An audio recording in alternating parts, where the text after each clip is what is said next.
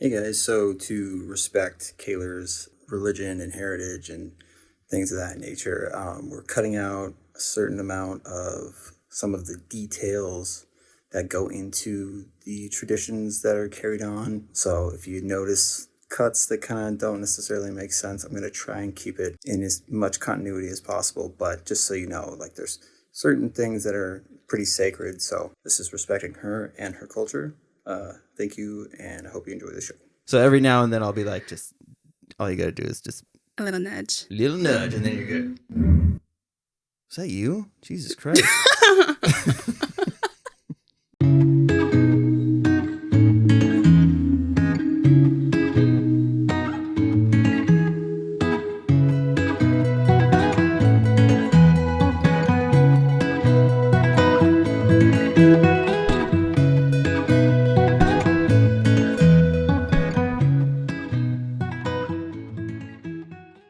Hello, listeners. Thanks for tuning in again. I'm excited for this week's guest to give us some perspective on a topic that we haven't covered quite as much. I met them as many of the other lost toys at the tattoo shop. They are wonderful and fantastic. I'm excited to have Kayler Brady on this week.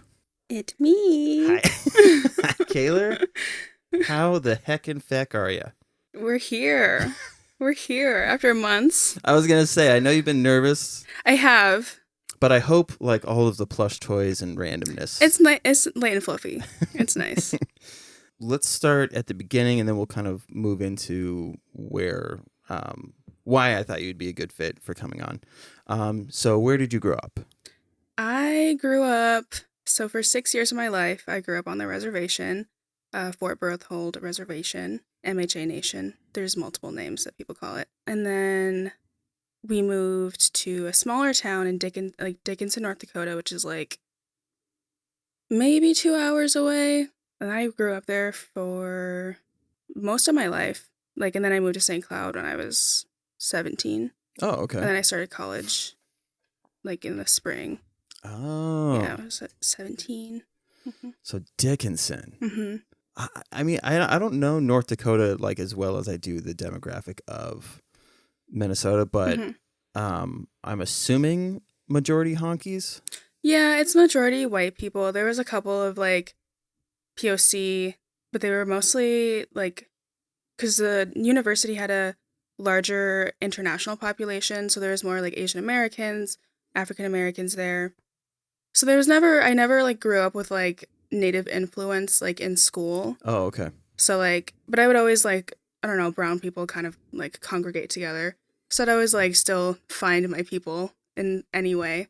Yeah, most of the, and a lot of my friends were, my close best friends that I consider my best friends are just, little white girls, which were fine, Were you taught a lot of, your heritage values and things like that growing up? No, so, yeah, we moved, when I was, 6 years old, maybe, and my parents wanted to go to college. So they were both focused on college, and then my dad had this job at the Partial Resource Center where he basically worked with addicts and to get them a job, try to find them try to get placement. them off on their feet and stuff like that.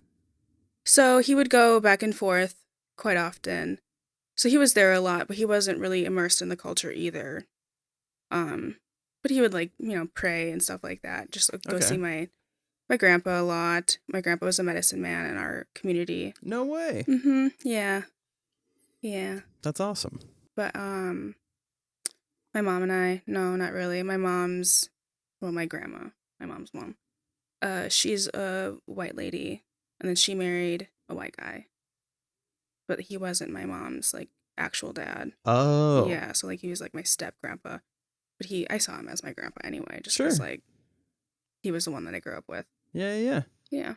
So then is your mom Native as well? Yep, so my other grandpa, he's from our reservation still. I can't remember what percentage of his blood is Native, but yeah, she's mixed too. She's white and Native. Well, I feel I mean, it's so wild to think that, like, you know, people will say that, not to like go off on too much of a tangent, but white people complaining about white privilege and like the connotations with that, and then at the same time complaining about immigration and all of these things.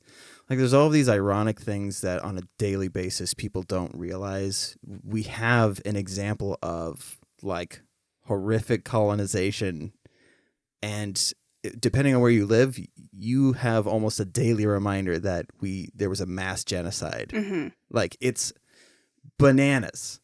So, Right. I feel like when white people talk about racism, like specifically like BLM, there's such like a negative, like, well, I don't know, I have mixed feelings, you know, blah, blah, blah.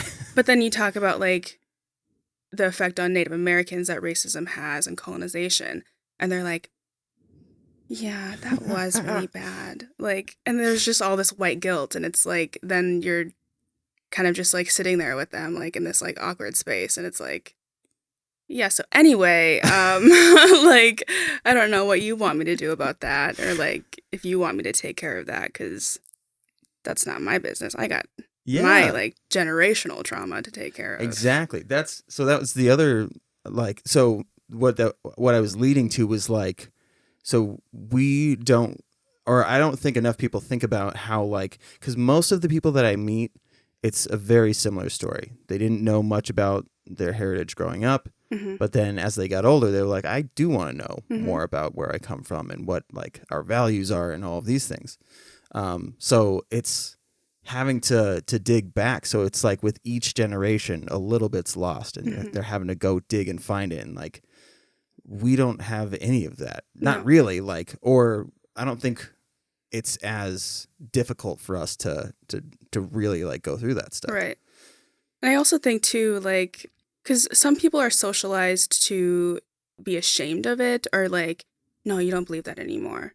And that's Oh. kind of how my family was a little bit. Like, my Oh, you mean ashamed on your yeah, end? like ashamed to like not like be native, but to like not practice the like cultural teachings and like to be spiritual, I guess. Everyone Oh. like was raised Christian, and that's kind of where like boarding schools like play a part in like colonization and stuff like that, and how there's like kind of a divide of like people call it like being being Okay. traditional, and like my grandma, for instance, like my her son, he's like my uncle. He's like going to help like build earth lodges and like kind of like going to ceremony more, going to sweat more. He's just like immersing himself in that culture and like going to Sundance, and like Sundance is not easy, and like you do that to like pray for your family and stuff like that, and it's like really like sacred thing.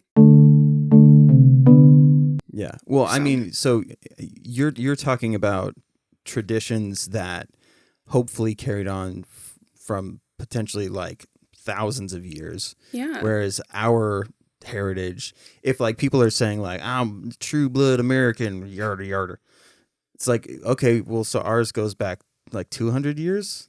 That's nothing. We're still babies, like, in Right. comparison. So any tradition that we think is weird or whatever, like, I feel like we don't even have room to say anything, because it's like, what traditions have we even started? Like, Exactly. it's nothing in comparison to like the longevity of something lasting that many centuries. Is just, it should be looked at as like, or looked upon in awe, as they Mhm. say, because it's awesome. Well, like our people just have so much resistance. I mean, it's just constant.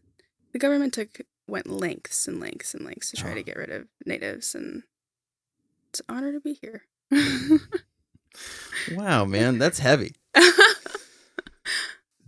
So do you have relatives that are still in North Dakota then? Mm-hmm. All of my family is in North Dakota. Like I guess, sorry, oh gosh. Gross.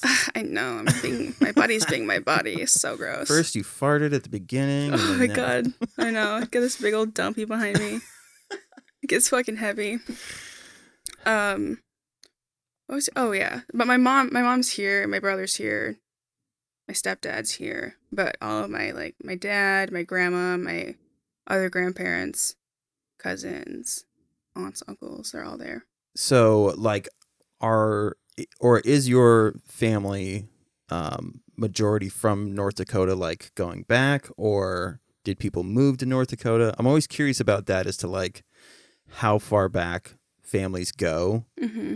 especially if you've lived on a reservation at some point.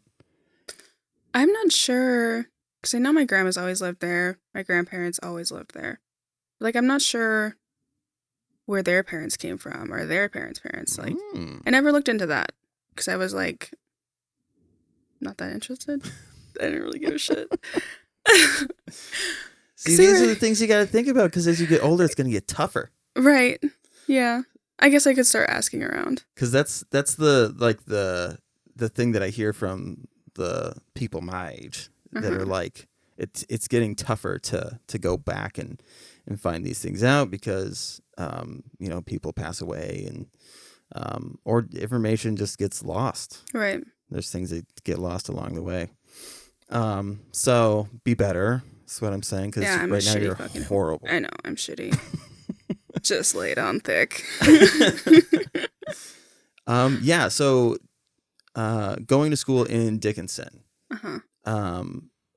And like I was saying before, like, because you're of a slightly different generation, I would imagine that prejudices and things like that weren't as heavy growing up, unless you have a different story. They weren't, like, heavy, but, like, I remember this one time my family and I, we were talking about maybe moving back to the reservation because my dad's job was more demanding.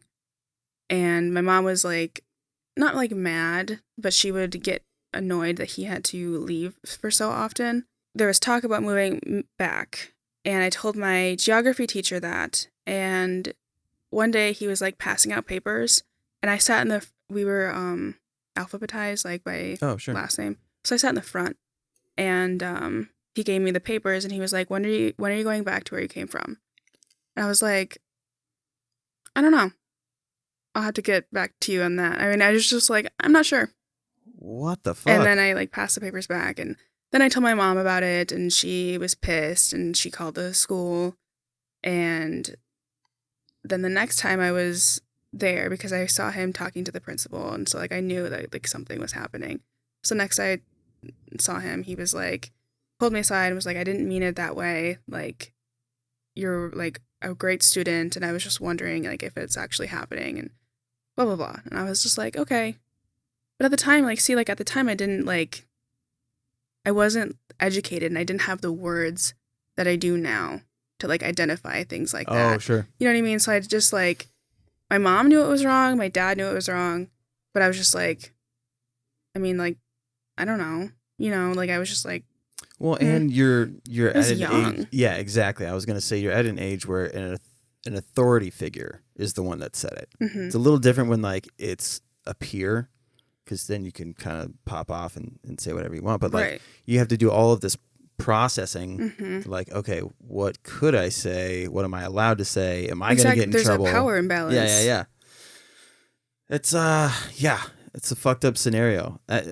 I feel like a lot of kids have at least one type, like, that weird power struggle where you're like, I know that, like, you're adult, I'm kid, but what you just did was fucked up. Yeah. And I'm like not allowed to process it. Right, or, like, stand up for myself. Yeah. And, like, yeah, it was weird. But, like, other times, I guess it was, like, just small things. Like, in the summer, I'd be hanging out with all my white girlfriends, and they'd be like, you're so dark. I want to be as dark as you. And I'm like, okay, well, like, keep dreaming. You're going to be a leather couch and, like, by the time you're 25. So, but, like,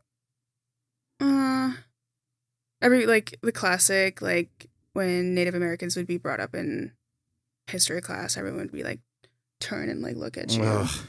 So it was, like, always show and tell. Like, I would bring in, like, my shawl. I had a red shawl that was, like, painted. That had an eagle on the back. And so I'd bring that in, bring my star quilt in. And then my dad, I think one time my dad, like, had written up something for me to, like, say.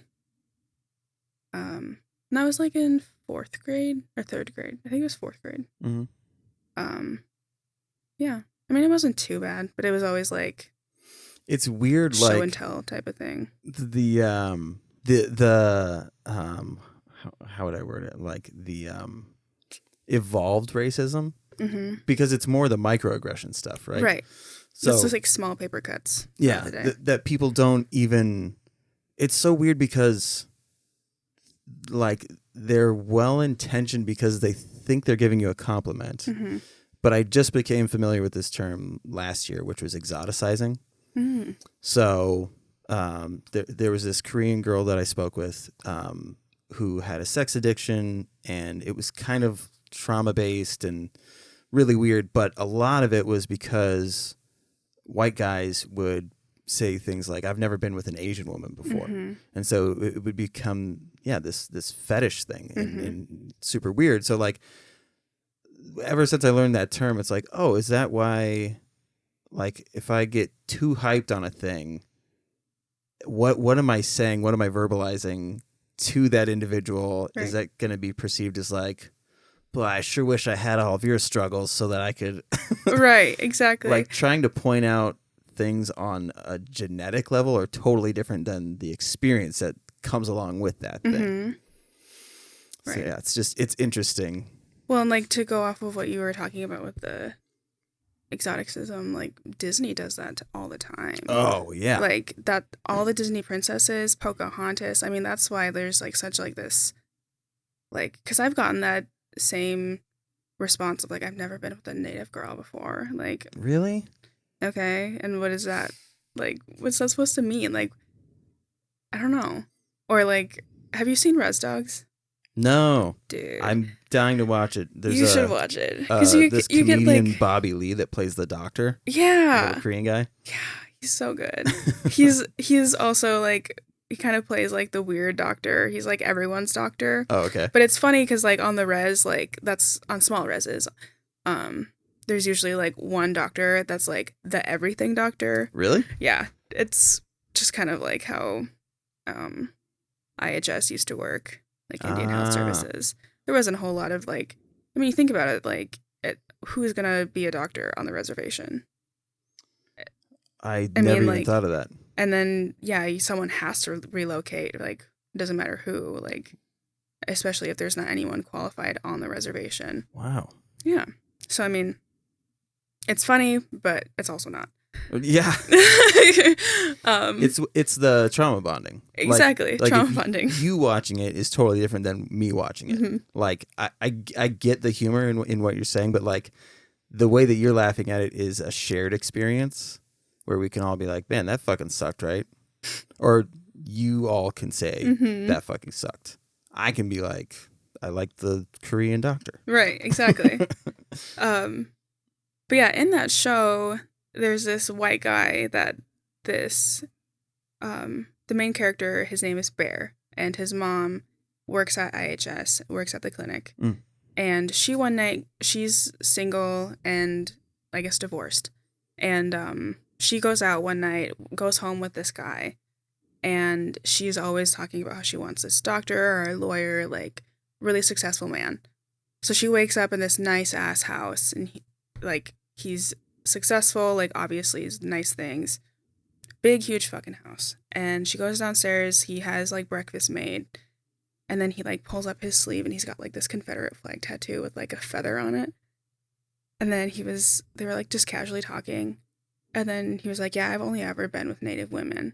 And then she like has this like huge like scenario playing in her head, like, and then like this black girl walks in with like this platter, and she's like, would you like some lemonade? Like, it's just like, No way. yeah, but it's kind of funny because it's like like when you hear stuff like that as a Native woman, you're like, that's kind of what you think of like, this like, that was playing in her head, you mean? yeah, Oh, it was okay, just okay, like a scenario in her head. Gotcha, like, gotcha. She took it way farther than it actually went.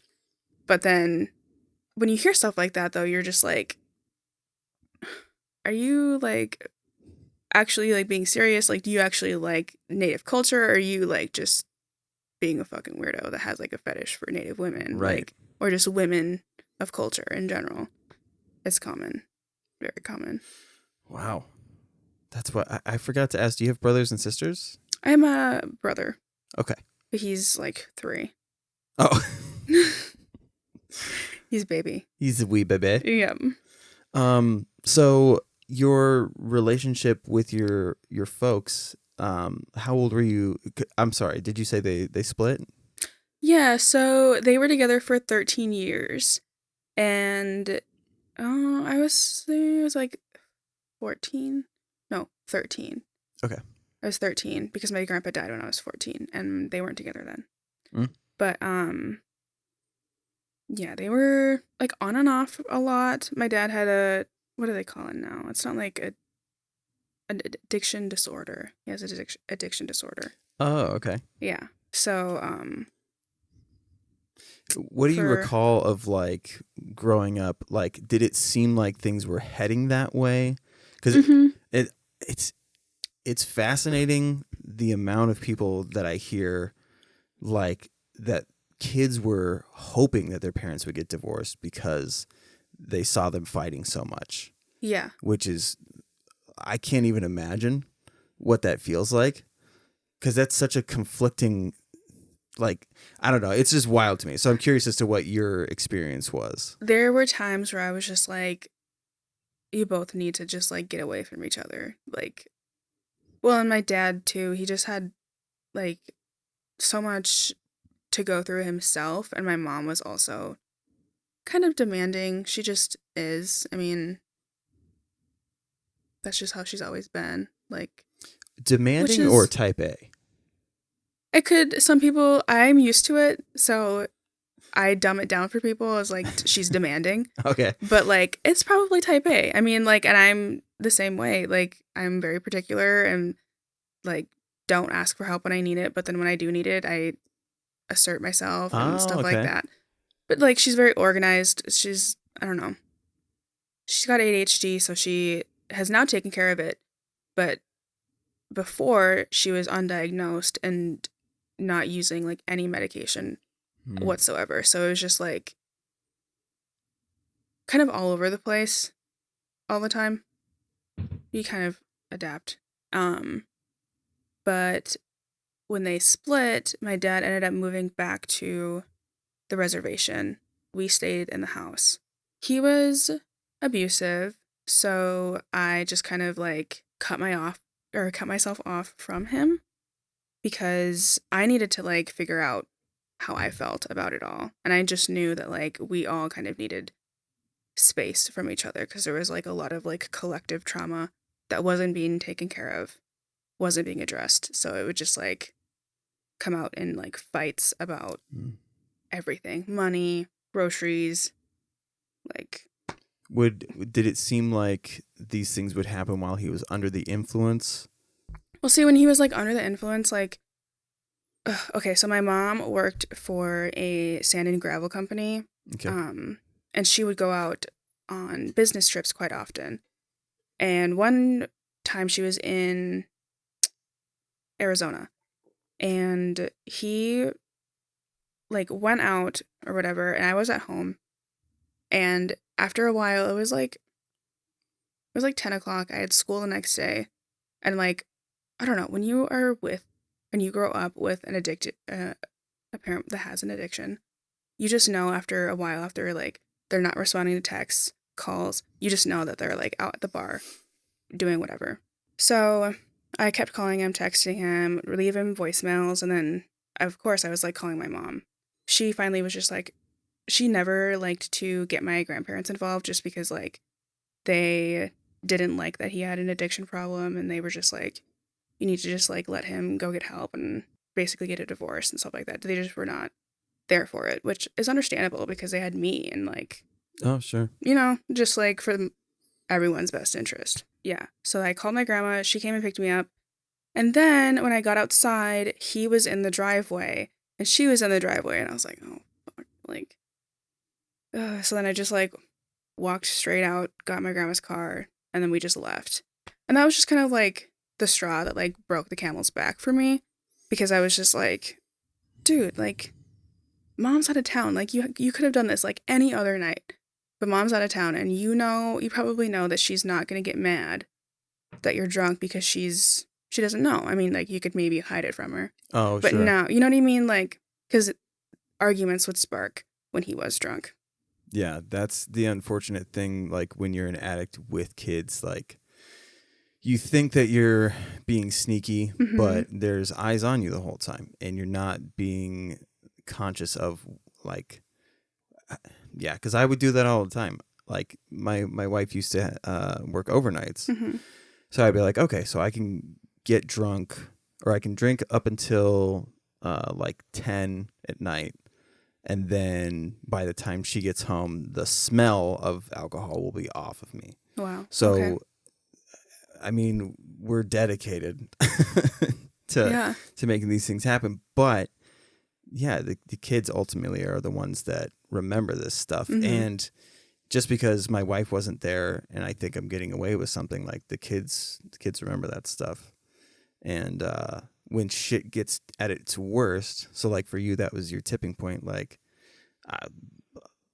I was unconscious on my bed and paramedics and police were coming in and my son had to see that shit. Mm-hmm. It's like where I think I'm getting away with something, not thinking of what the worst case scenario could be. Right. It's fucking brutal, man. It is. And there were a lot of moments like that for me. Like, because, okay, before we, like, started recording, remember I was, like, I lived on the reservation for 6 years, and then we would frequent a lot. Oh.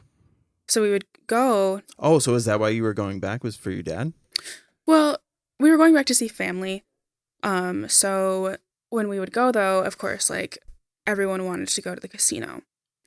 So my 2 cousins, or I guess my uncles, and I would stay home. And my grandma, my mom, and my dad would go out to the casinos. There was one night that my dad never wanted to, like, just go home. Like, he would always just, like, try to push it farther and farther.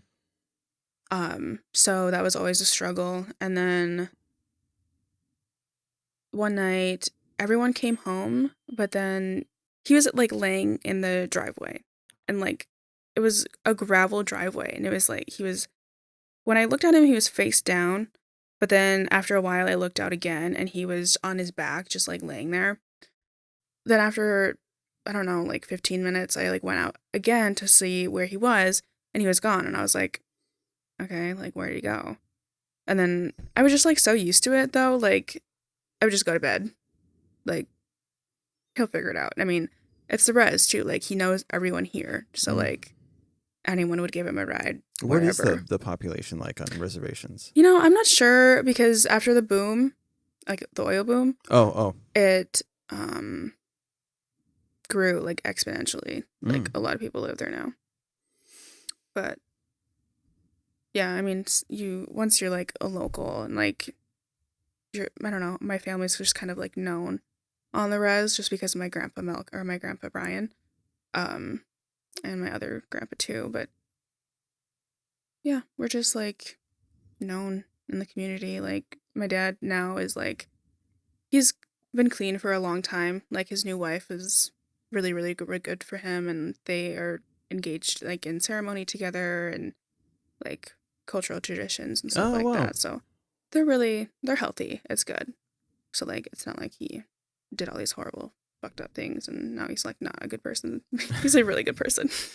Well, I mean, I can't believe I didn't think about this before, but, like, when you were talking about how on reservations somebody has to relocate for certain professions, addiction, like, counseling is already so sparse, like, as it is. Like, you can't stroll into the ER and be like, I need an addiction counselor, stat. Like, it's already so tough. Each person has to find like, the amount of recommendations that I got, like, no one doctor could, like, give me XYZ answers, right? Right. So it would go from doctor to psychologist, or no, doctor to therapist to psychologist to addiction counselor, and then to somebody at a rehab facility. Like, there's so many fucking chains that you have to get through. Add on the fact that people have to relocate just to do something like that. That's it makes so much more sense because I know addiction statistics for reservations are like really high, which fucking blows. Right. And it's not even alcohol either. It's like right now, is it pronounced fentanyl or is it Fentanyl. Yep. I've heard different pronunciations. I don't know. Most people pronounce it fucking horrible, but you could say fentanyl if you want to. Okay.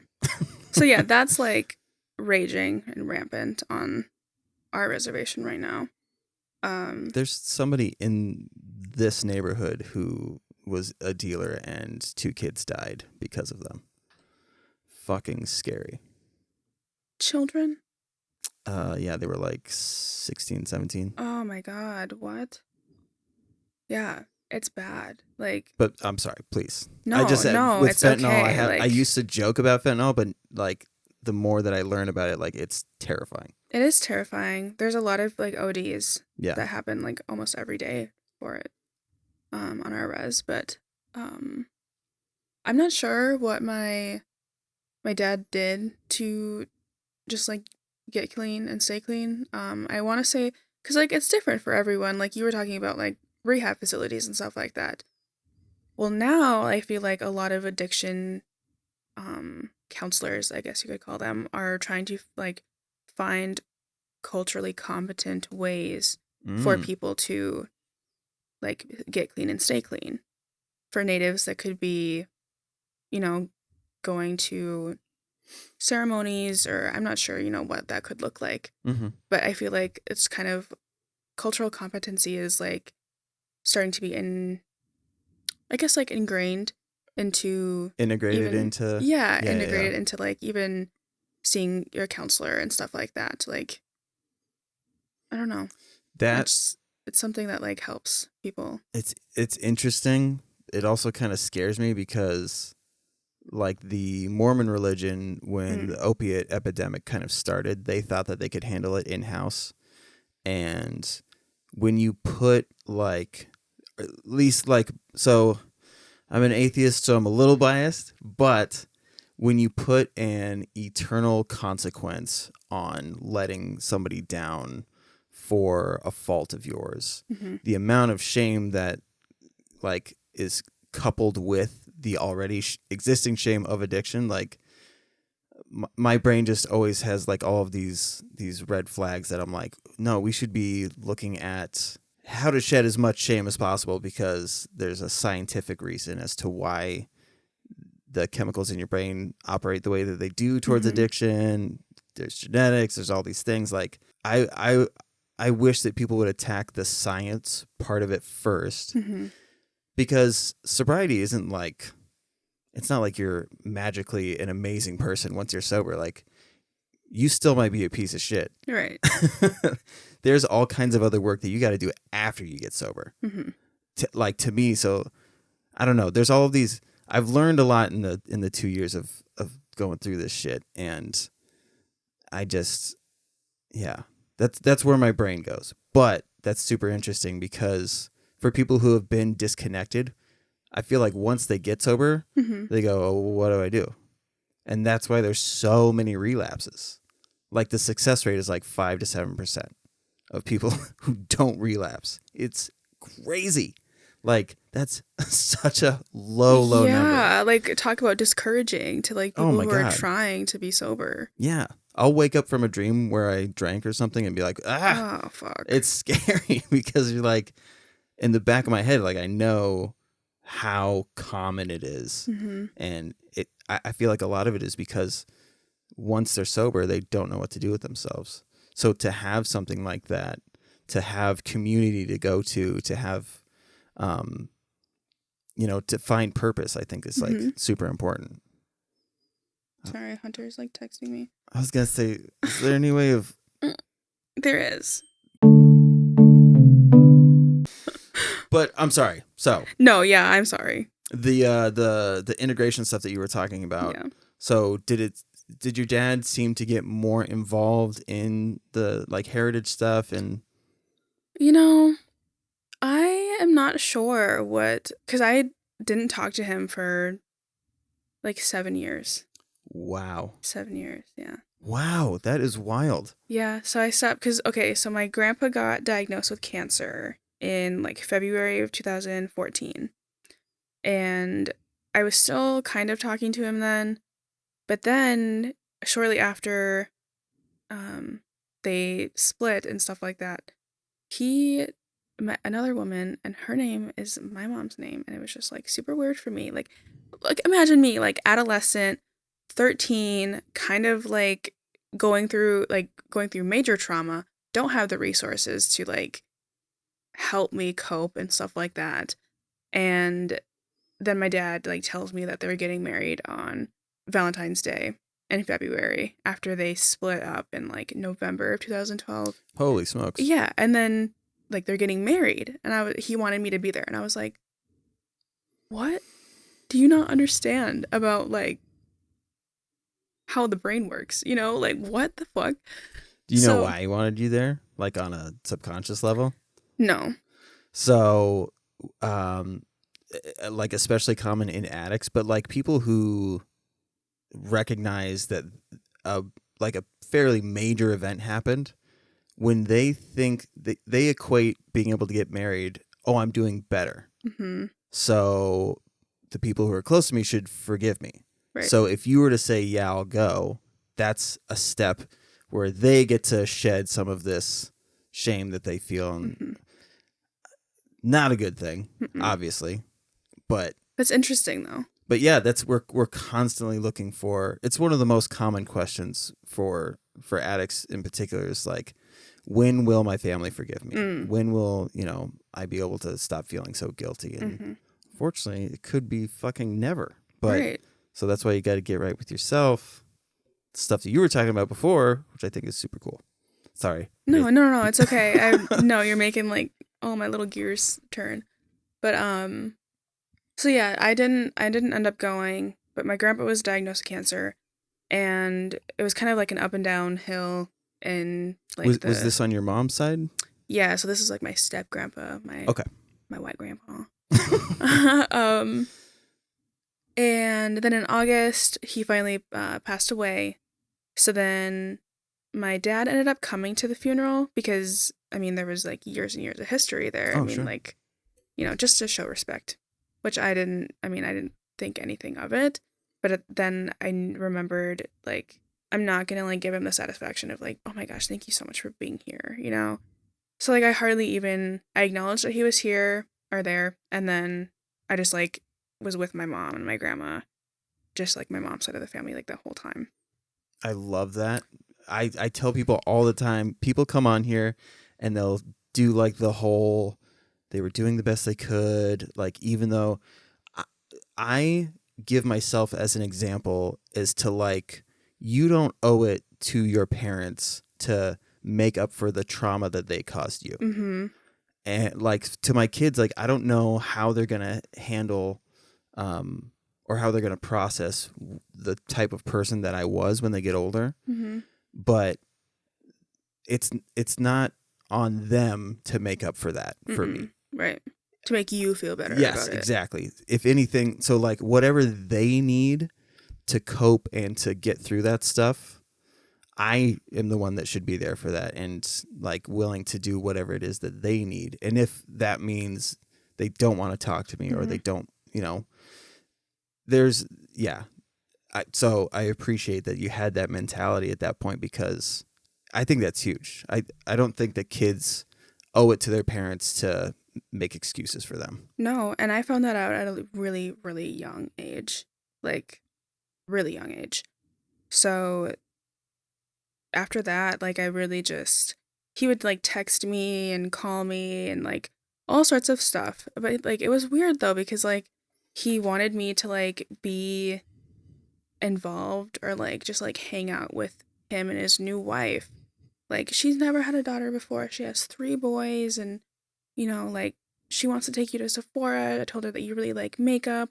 And I was just like, she's trying to be my mom? Like, no. Like, so then I just kind of like one day, like, he texted me this really long paragraph. And I texted him back and I was like, I think you have the wrong number. Oh, new number, who it is? Yeah. Yeah. Sorry, 1 second. I know, but my wife started vacuuming for some reason. How long have you guys been married? 15 years. We got married when we were 19. Wow, youngsters. Yes. Very lucky that we're still together. That's another crazy thing is like I meet all of these kids who watched all of this gnarly shit go down. And I know that at least my son, unfortunately, is privy to a couple of occasions that were, nothing physically traumatic, but just mentally watching your parents act in a certain way or treat each other a certain way is like, we talked about love and all of these things so much. And then here we are screaming at each other or, somebody throwing divorce around, like all of this wild shit. Like, yeah, for as young as we were and to still be together now, like obviously it's work, but luck too, because the most wonderful people in the world get divorced. And here I am with Crocs and socks and I'm still married. And a bun. And a bun. What were we talking about before? I can't even I know the remember. vacuum threw me off, and let's let's do this. Yeah. So, you were talking about your dad, and that goes back to that whole like, it's an opportunity for him to impress both of you at the same time. So to him, it's like, I can show you that I do have a relationship with my daughter. And then for you, it's like he can be like, look at all of this stuff that I've got going on now and how much better your dad is. Right. And she was good for him in the sense that, like, she's also an influence in the community. Like, she was tied to the culture. Like, awesome. And I think that he wanted to, like, because before he was, I don't want to say, like, opposed to it, but just, like, not, like, interested. Like, he just didn't believe in certain things, like, because his previous wife was, like, before my mom, she was Jehovah's Witness. Yeah, it's fucking weird, dude.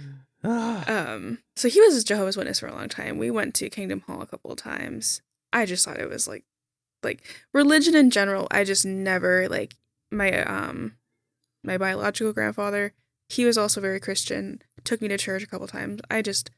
I never understood it. Like, it was just so, like, we're talking about, like, in a sense, fictional people here. Yeah.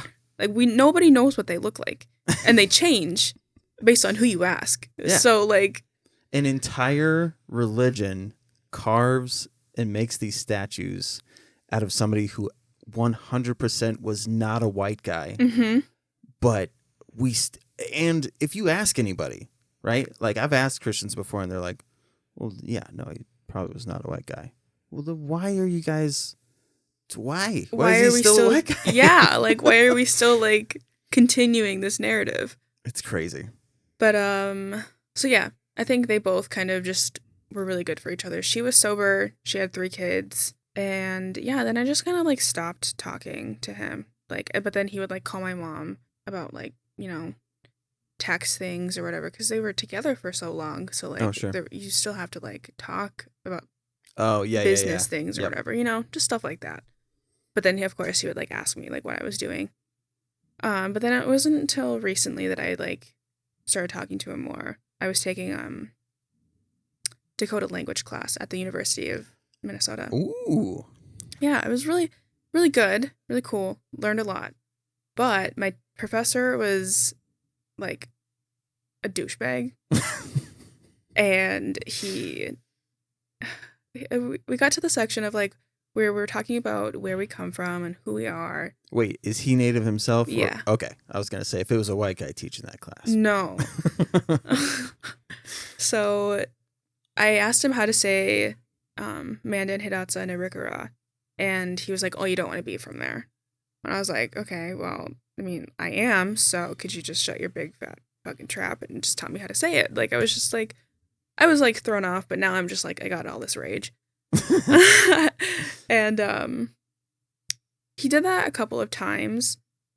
And it was just like so embarrassing because it was like in front of the whole class, and like there was a bunch of white people in that class too. So I was like, why aren't you like antagonizing these white kids? Like me, a Native woman, you're saying that like you're all traditional and like you teach your kids native language and blah blah blah. So I called my dad one day. I was just crying, and I was like, I don't know who to talk to about this other than my dad. Mm-hmm.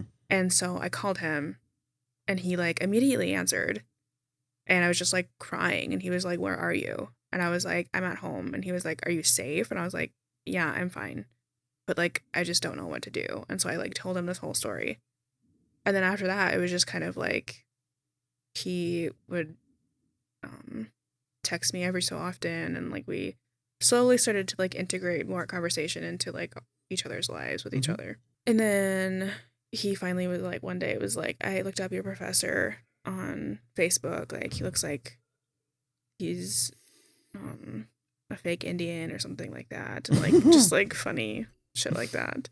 And then his wife, she's Dakota too, and he was like, or she was like telling me about how if he's so traditional, he shouldn't be talking to women like this and young generation, stuff like that. So they like really supported me in that time of like I was kind of having like this like not like identity crisis, but I was like, I'm not tied to anything in my culture, and this is what I decided for myself. Like, kind of go outside of the box because I was never immersed in any type of my culture before I took that class. And I'm not Dakota at all. But my dad says I am, so I'm not. I don't even fucking know. So yeah, I was just like, I never like experienced racism from someone that looked like me. And so it was like just really heart-wrenching, I guess. Yeah. And I'm curious if like because the consequences for, and I mean the mental part of, you know, he went to school for this, right? So he knows the history like in and out of how we got here. mm-hmm. And then each class is predominantly white kids. Mm-hmm. The consequence for him going harder on the white kids, I'm curious, like in his mind, if he has that like fear, like these are the guys that committed this genocide, and if I like push them too hard, the consequences for me afterwards, like if it affects my job because this white kid went to the white dean, and you know what I mean, like that chain of command to be like. So then he sees you, and he's got all of this aggression that he hasn't been able to let out, and he's like, "What are you gonna do?" Right. Because you're the same as me. We can't do anything. Right. And see, and I didn't, and my mom like was trying to push me to like email the president and just email like, but it was the University of Minnesota. Like I was just like another number. Like I just felt like I was just like, I don't know. I didn't feel like I do at St. Cloud State, for example. So, yeah, now my dad and we talk every so often. I mean, what does it feel like I'm now? trying to make the best of it just because, like, well, it feels good because, like, after that conversation, I, like, called my mom and I was, like, crying because I was, like, I feel like I missed out on so much because my dad told me, like, there was something wrong with his heart where the blood wasn't pumping out or something like that. Oh. And so he was going to have heart surgery. Oof. But then he went to ceremony and they were like, because at ceremony, when someone has ceremony for you, it's not necessarily like always a good thing. So like you either like get doctored at the ceremony. So like that time he was getting doctored of like a medicine man comes in and they have, you know, whatever. That's like sacred knowledge. So like it's not even like I know what. There's no pamphlet for it. No, it's just like you're either with it or you're not. What to expect when you're ceremonying? Nothing.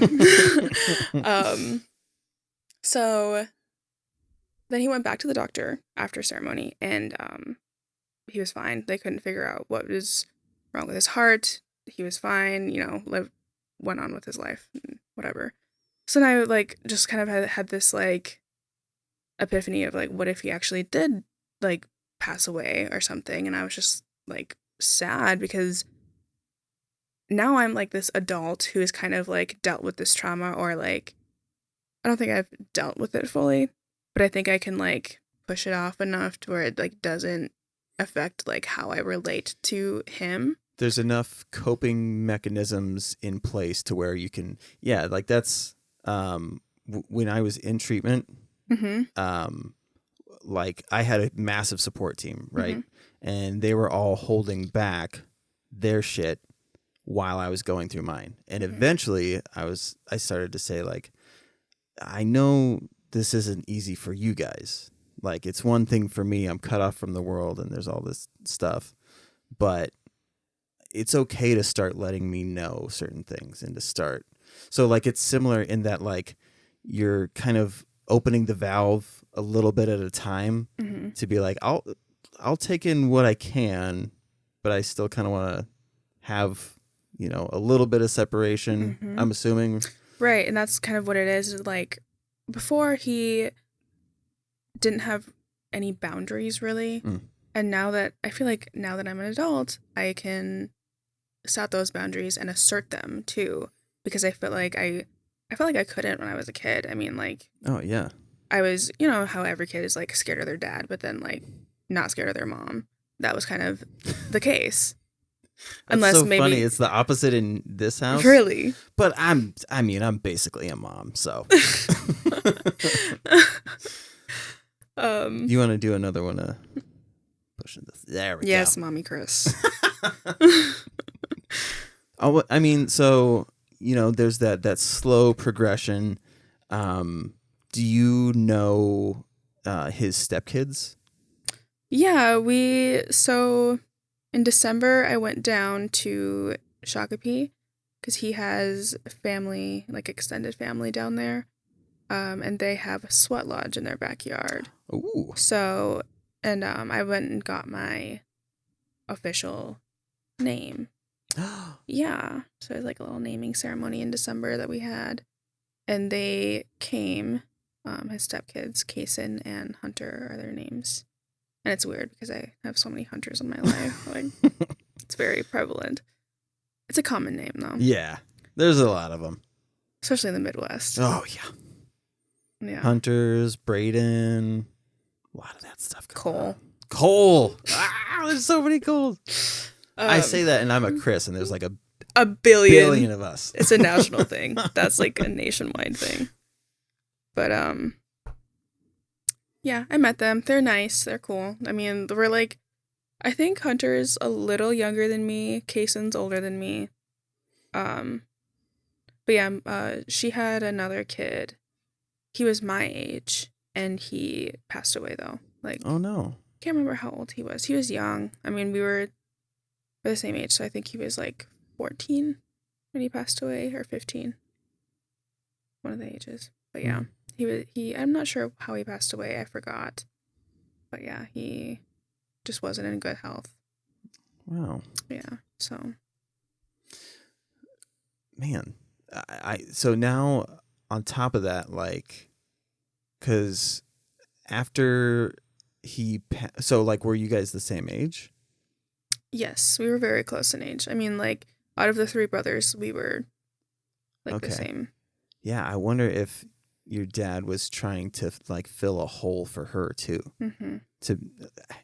Which is the most depressing thing ever, when somebody latches onto you because of a loss. Right. Like that feeling, it's like, that's a lot of responsibility right now. Yeah. Like, I don't know if I'm ready for that. Especially when you're already like dealing with your own like stuff. That's wild. Yeah. But I was resistant. I mean, I was just fed up at the same time too. Like, I just didn't want to. Yeah. So. But so the sweat lodge thing. So I guess I didn't realize what was tied to the sweat lodge thing. Yeah. So basically a sweat lodge is like this. Kaysen explained how it was made, but there's like a specific way, a specific amount of numbers or whatever, of branches that you use. Oh. But so you go in there and you sweat, and there's like rocks in the middle, and Kason takes water and puts it on the hot rocks, because you basically just start a fire and then you put the hot coal in there. Okay. And then I think it's hot rocks. I don't think it's coal. Anyways, you do that every so often, and you pray, you sing, and you go around and you each kind of just talk about what you want to pray for in the sweat lodge. And it's just basically like, he kind of explained it as like, you're coming in, this is like the womb of Mother Earth, and then you're coming out and you're just kind of like reborn again. So just kind of like ask whatever you need to like get off your chest, and like pray for yourself or for your family members or anything. I mean, you just like ask Creator to nourish you in any way that you feel like you need that. So we did that, and then we went inside, and they're Dakota, so he gave me my name in Dakota language. Champa Ishtawi. I think that's what it is in Dakota. But in my language, it's Madu Aradui Wadu Ishta.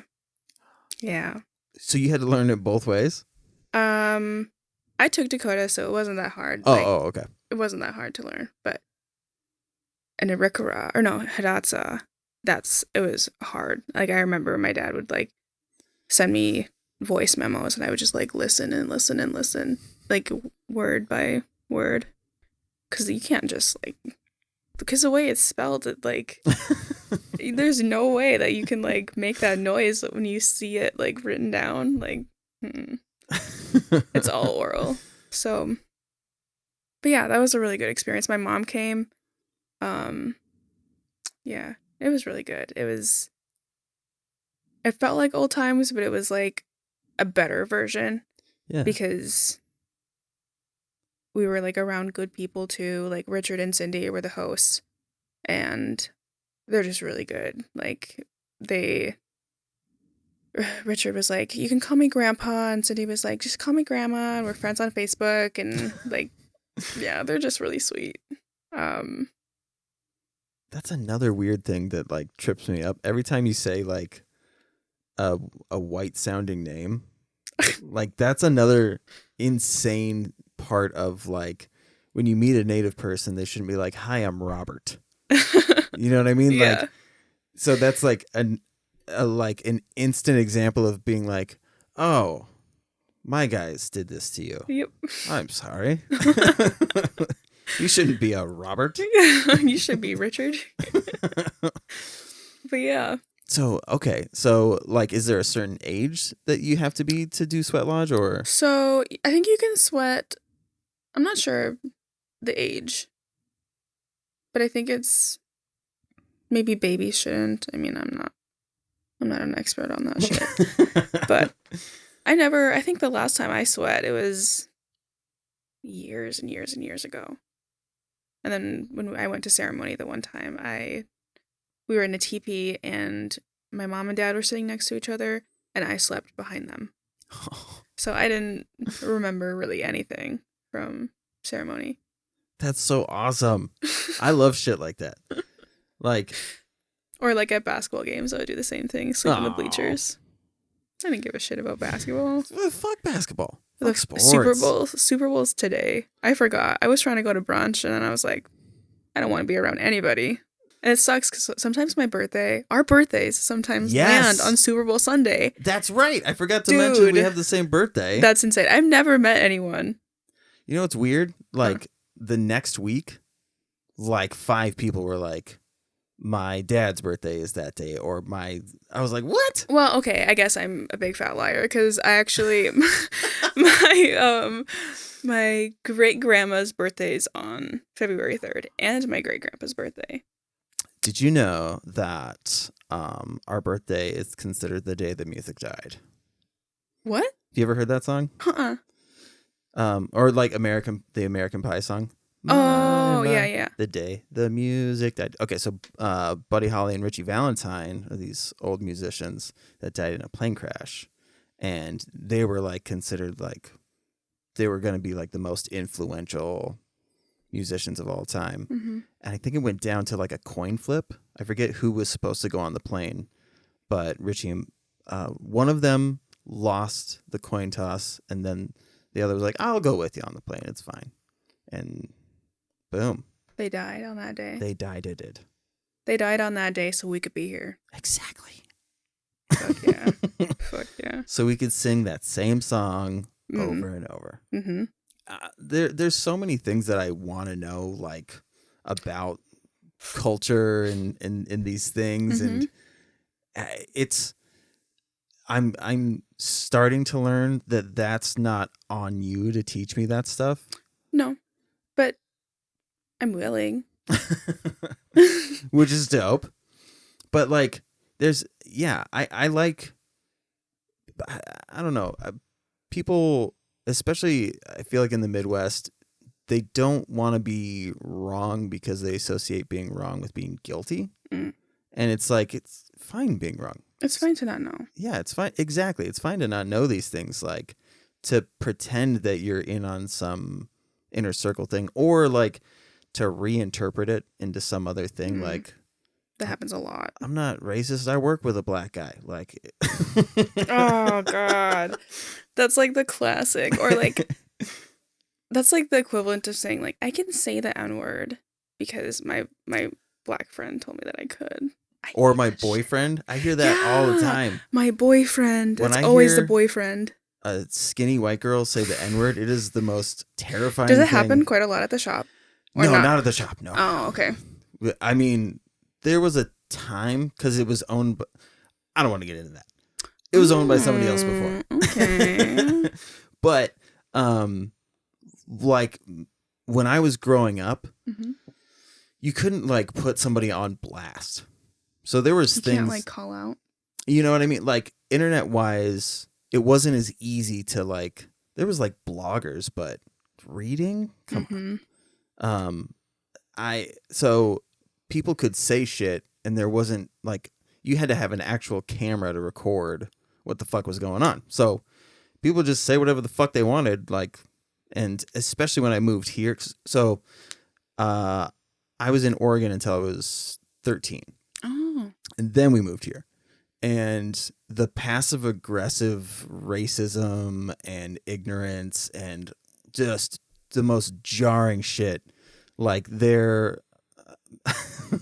hate to say it, but like Midwest's viewpoint on mentally challenged or handicapped, like it was all just horrible. My first year here, I saw a kid pin somebody who they were on the spectrum and they had a muscular thing going on, so they walked a little different, talked a little different, and this kid had wedged him in between a door and a frame, and I was just like, this is insane. Another kid tried to get a petition to get a family who had 2 kids with Down syndrome to move out of their neighborhood. Oh my God. Like, so just fucking insane. Which, if that shit happened now, or even 5 years ago, there's no way that would stand. I feel like there's a huge mental health crisis right now. Oh my God. Like, and even Finn has told me like the racism here is way worse than it was in Alabama. And I'm like, I don't know how much I really believe that. Because, you know, like, I mean, yeah, passive aggressive racism is like, it's like microaggressions. So, I mean, I would rather take microaggressions over like blatant racism. Well, with St. Cloud, though, like, there's this weird, like, pass to be racist towards Somalis. Because black people will say shitty things about Somalis, they then, like, white people will then think like, oh, we're on the same team, so we can both be shitty. And so like, I've seen that a lot, like where they like people will team up. But it's still racism. Like, it's not just because there's somebody who agrees with you doesn't mean that like it's a good thing. Like you both have a horrible viewpoint on a disenfranchised like culture. Like there's Well, it is yeah, bad. and like Somali people don't necessarily want to be here either. I mean, No. like a lot of them are refugees. So most like of them. Well, it's different. Like, so when I came when they here, first came here, yes, they yes, were. yes, exactly. So like when I first moved here, there was that massive migration, Mhm. right? Like, so at one point we had the most Somalis outside of Somalia, Mhm. and It's insane. the thought was, oh, Minnesota nice, like maybe that'll be the best place for us to go. Mhm. And it turns out not so much. Uh-uh. So I remember like when I was younger, like thinking, because I grew up with Spanish kids, right? And they didn't sound, most of them were Mexican, and they didn't sound like they had like a cholo accent or any shit like that, right?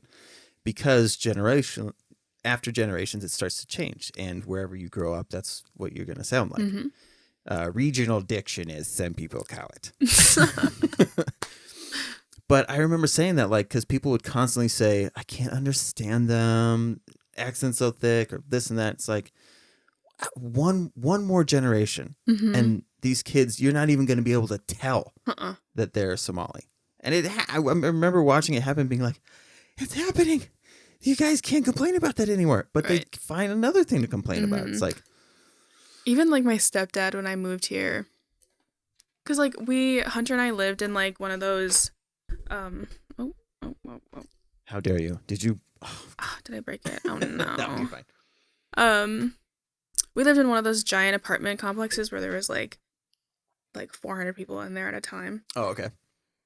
So of course we had like Somali neighbors, and my stepdad, when we were moving in, he was like, yeah, they have like a smell.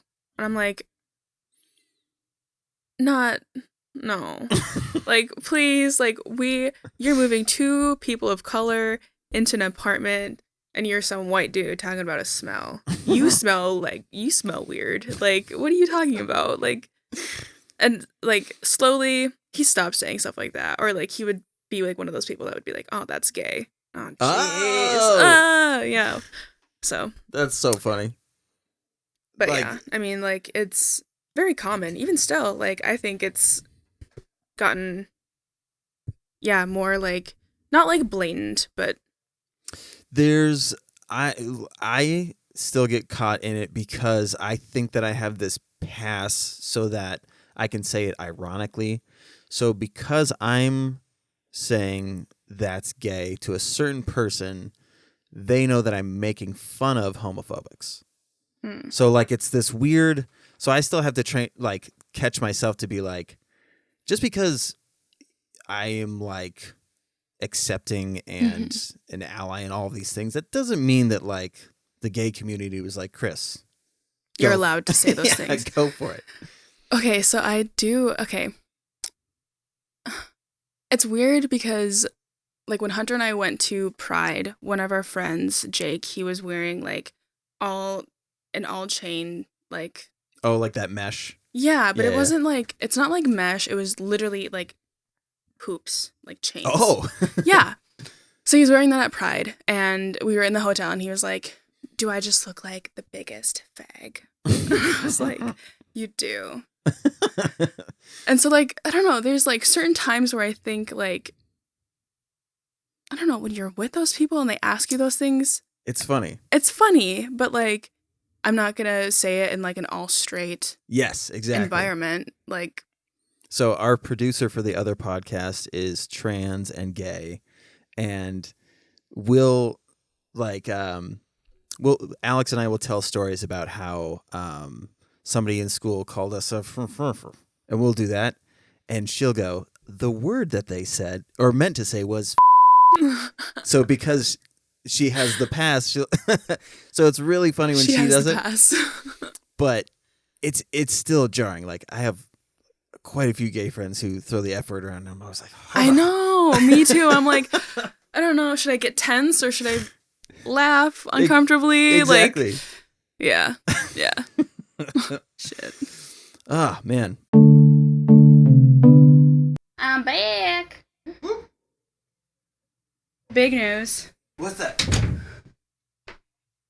Hunter and I just got a house. Yeah, that's fucking awesome. They accepted thine offer. Dude, that's great. Yeah, I'm super excited. Did they tell you when you guys can move in or anything? March 31st. Yeah. That is not far out at all. Dude. Congrats. Thank you. So, big announcement, listeners. Kayler is pregnant. Oh, God, no. No. Abort mission. All right. We've talked a lot about racism.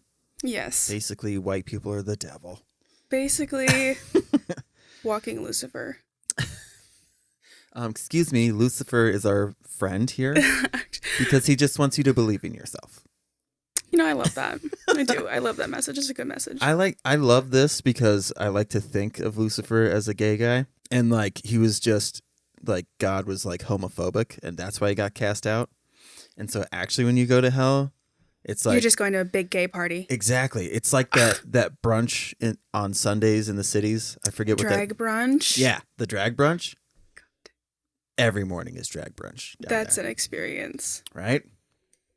You imagine like you go down to hell and Lucifer's like, hello! And it's like constantly like that perfect time between like 10 and noon. Yes. Like, yeah. That's like the best time. Mm-hmm. Okay. Dope. Now, what did you go to school for? You said you went to the U of M? Yeah, so I transferred there, oh god.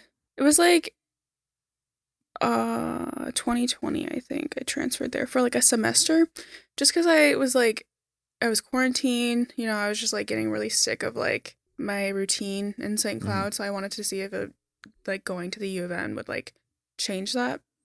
And I thought too... Oh, you were at St. Cloud first. Yeah. Oh, yeah. Okay, wait. So let's rewind. Yep.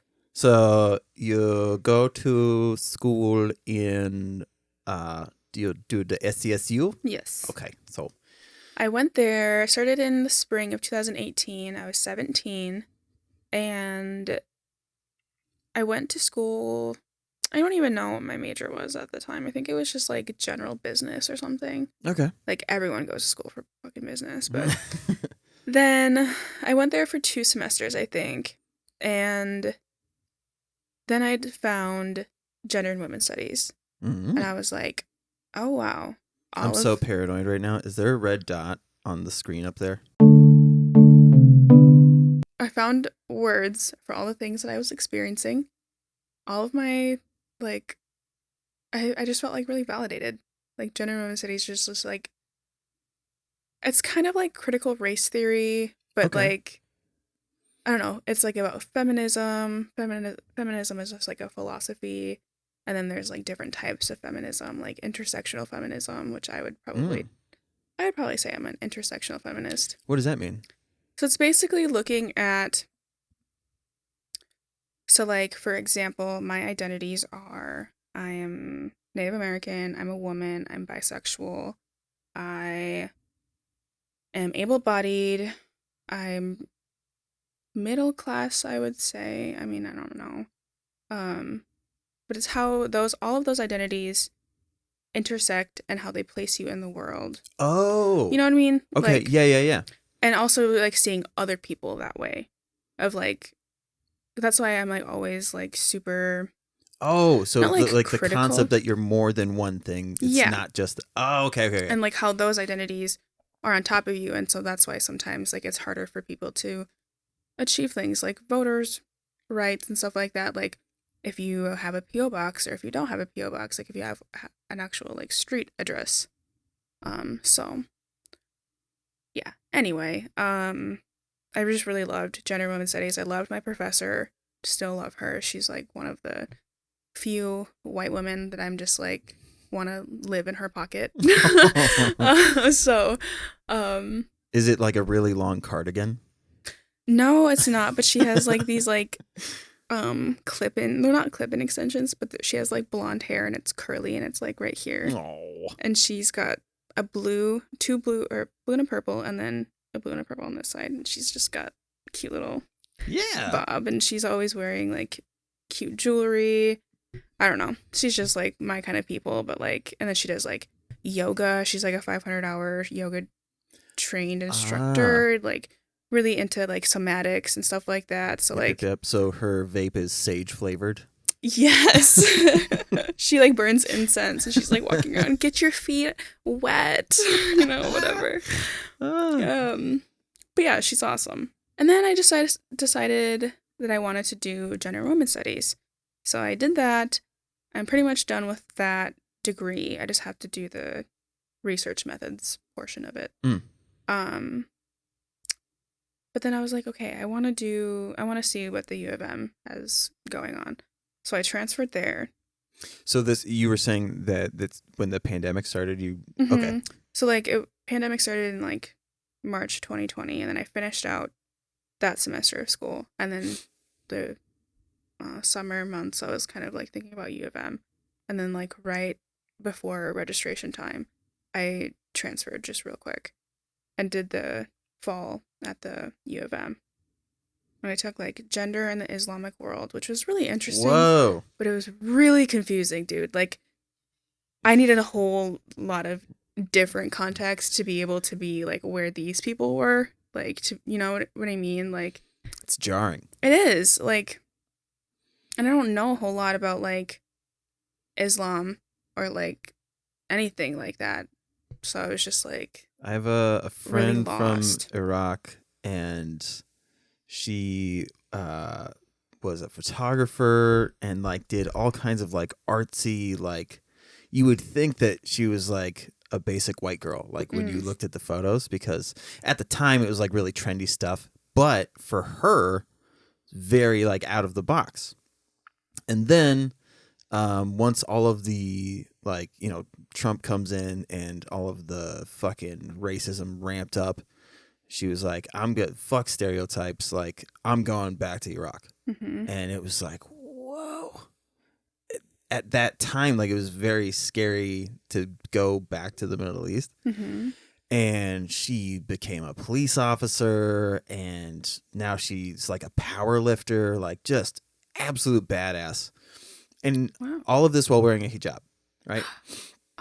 So it's like she like is trying to break all of these stupid stereotypes that like women can't do anything and they're subjected to all this shit, because she's just an absolute badass now. Like, she could absolutely beat the shit out of me. Like, I love that. With her hijab on. Exactly, yeah. And she would Like, still look untouched. yeah, so she didn't sacrifice anything and is continuing to do all of these amazing things. And I think shit like that is super important, because when you said that, my brain immediately goes to like, oh, they're not allowed to drive and they're not allowed to do this. Like, Right, yeah. But there's also men that hold hands. So like, there's a lot that I don't fucking understand about that stuff. I definitely like I don't want to say like put in my place, but I felt like a true American in that class. Like, Interesting. don't know shit about shit, you know, like don't know shit about like what's going on outside of our own little tiny bubble. So it really made me like dive into, especially because I'm like in that community of like there's a fine mix of white people, but then a larger population of like Somali people, like Muslim people. So like I forced myself to learn more, just because like. And then I was like, well, maybe I should like reach out to some people that I know that could give me more information. And I was like, but then when someone does that to me, I'm like, fuck out of here. Like, let me call my native friend. Yeah, let me call my like 1-800 ask a native. Like, fuck. There's feathers in the 1-800 number for some reason. Yeah. We just thought that it would look really cute. Yeah, that's super interesting. So like, what do you feel you gained from that? Like, perspectively? I feel like I was able to better understand. I don't want to say those people. I hate saying like those people. Well, but like the negative connotation with those people is usually some asshole is saying, I don't want to associate with those people. Like, when you say, you could say that culture. That culture, exactly. There's language matters. And that's one thing I've really been, the Women's Center has really taught me is like language matters. Because I like looked at it with curiosity instead of like looking at it and trying to like use my like Western feminism lens to look at everything. The avoiding confirmation bias. Yes. Yeah, I mean, I would say I need to probably learn more, obviously, as with all things. And maybe just like immerse myself with more people of that culture. I met this girl, she is like 14 and she's Muslim. And I met her at the gym and her arm, I can't remember what happened with her arm, but one arm is disabled. And my boyfriend works at the gym, and he was working one day at the desk, and I was just like standing there talking to him, and he was like telling her what machines she could use because she was trying to do like arm workouts. Okay. And he didn't realize that like her arm was disabled. And so he was like, yeah, you could just go in the other room and they have like a bunch of like arm machines or whatever. And she was like, okay. And then she like kind of like was walking away slowly. I was like, do you want me to just show you? And she was like, yeah. And then I started showing her, and then we went up to this one machine, and I was like demonstrating, and she was like, do you need 2 working arms to do this? And I was like, you fucking dumbass. Like, you dumb bitch. And then I was like, you do. Do you not have 2 working arms? And she was like, nope. And I was like, okay. We can fix that. That's fine. Like, we can work with it. You fixed her arm? I doctored it. Quick sweat lodge and yeah, everything's better. quick 1-2. But yeah. So then walked around the gym together. And then there was at one point, like, she wanted to use the squat machine or something, and there was this group of like boys using the one next to it, and I was like, well, why don't we just go to the next one? I'm not working out in front of them. I was like, well, why not? And she was like, brown boys are so judgmental. And I was like, oh, okay, like that's fine. Interesting. We don't have to. I mean, like, whatever. But it just like made me like, because I didn't know if they were like from, I don't know, I didn't know if they were like Pakistani or like what their ethnicity was.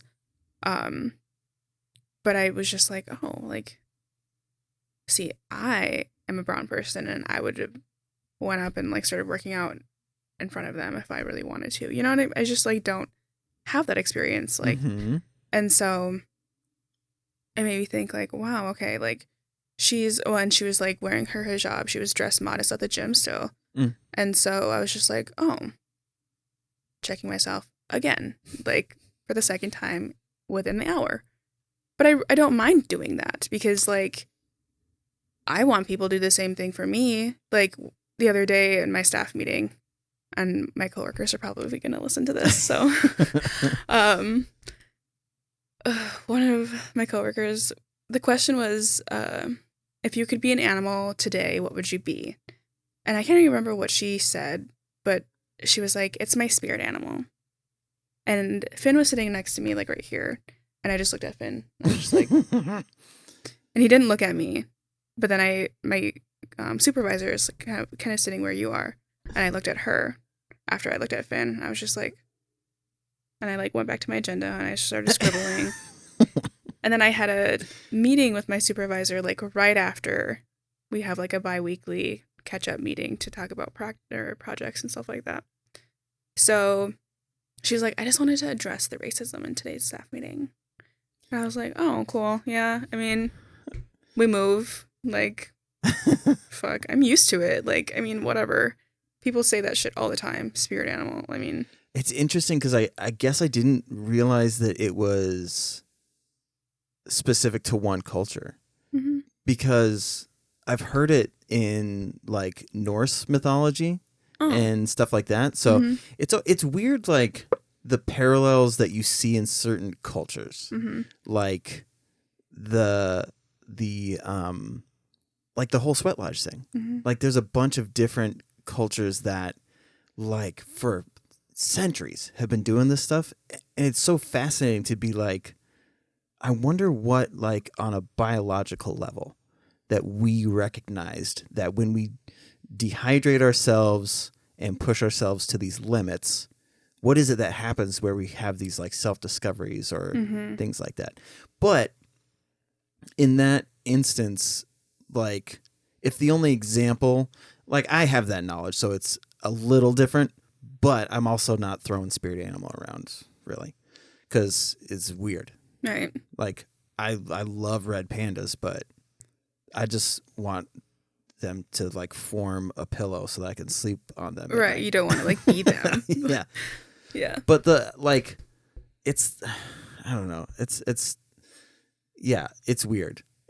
And the thing that you posted on your story, I took a screenshot of it and was like zooming in and trying to figure out what the cultural appropriation aspect. Oh, of was. that what is it? Aviator Nation or whatever Yeah. that. So, Was it the shoes? if you go on their page, that brand uses like a teepee in all of their advertisements. They use like serape blankets. They use moccasins, and they don't like. It's one thing to be a white brand and use those things, but like put in your description that like where you got them, like you don't sell them, or I don't know, like it's just like glamorizing Native culture without holding yourself accountable and then profiting off of the look of it. Yeah. Like that's always what the dominant culture does, is like just for the look of things. Yeah. To look cultured, but when it's actually time to be cultured, like silence. Everyone runs. Oh, yeah. So like If you ask them a question, so do you know who Phil Jackson is? Huh. So he was the coach of the Chicago Bulls. Okay. And he was upset, or he's still alive, so he's still obsessed with Native culture.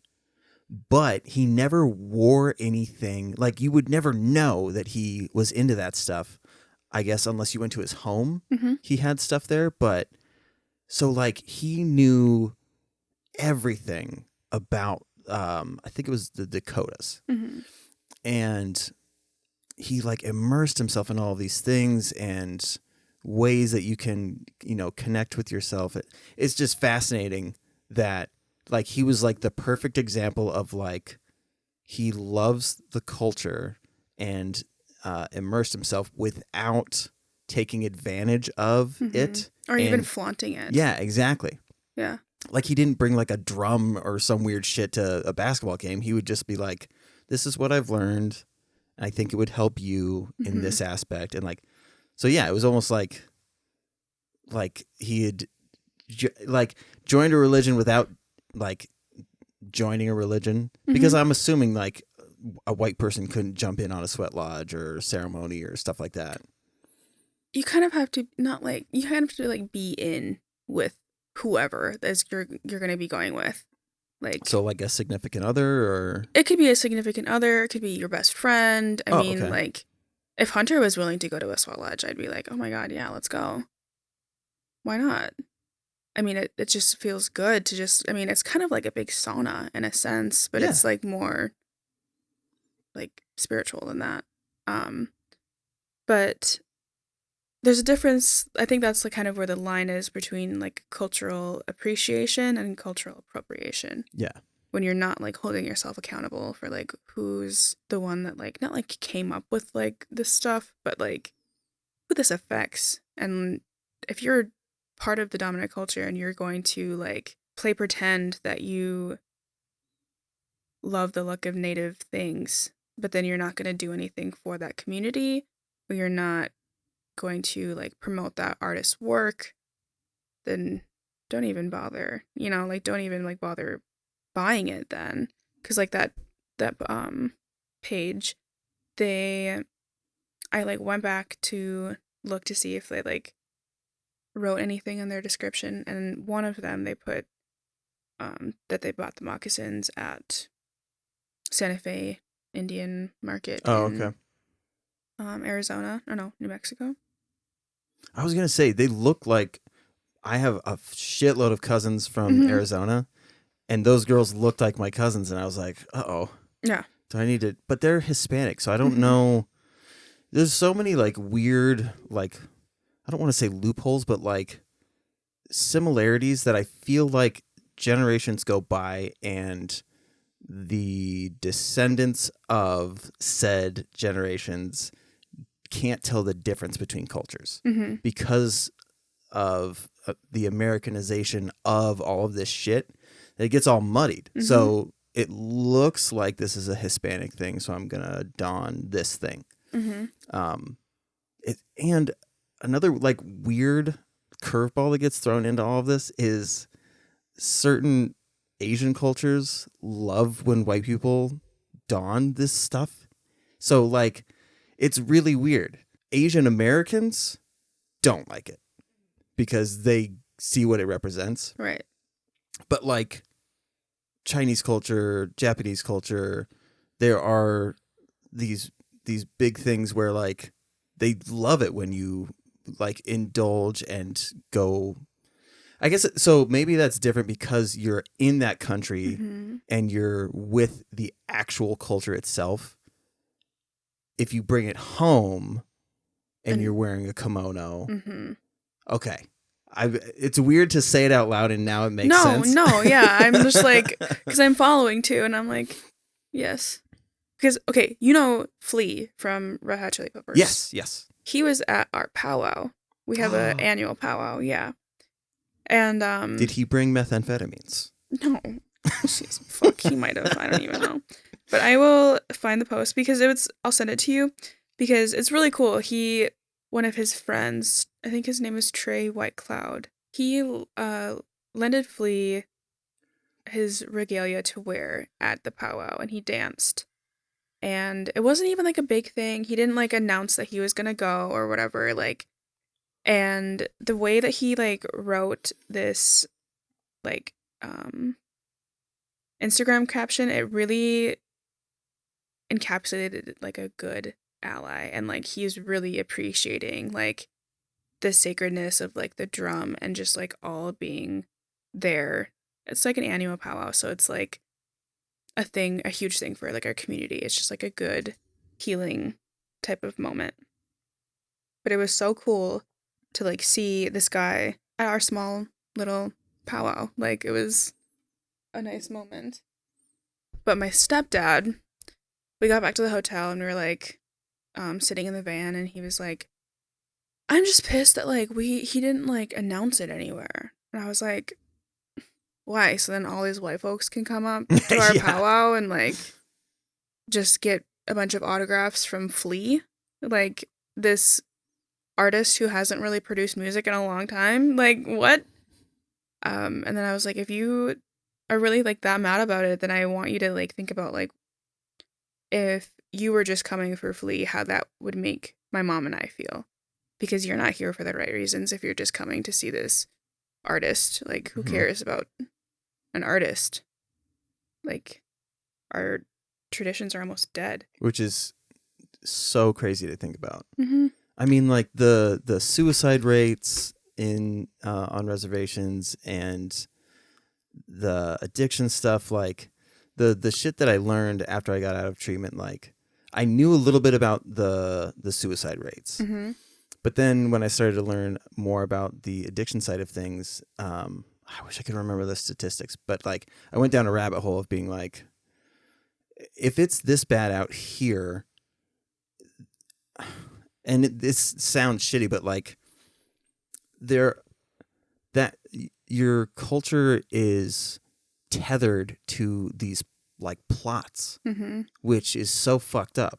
Like I can go anywhere and feel like a connection or integrate into a community or whatever, no problem. But for this to be like legitimately your land and you feel like a stranger in towns that you go to, or you don't know what the reaction is going to be, is so fucking weird.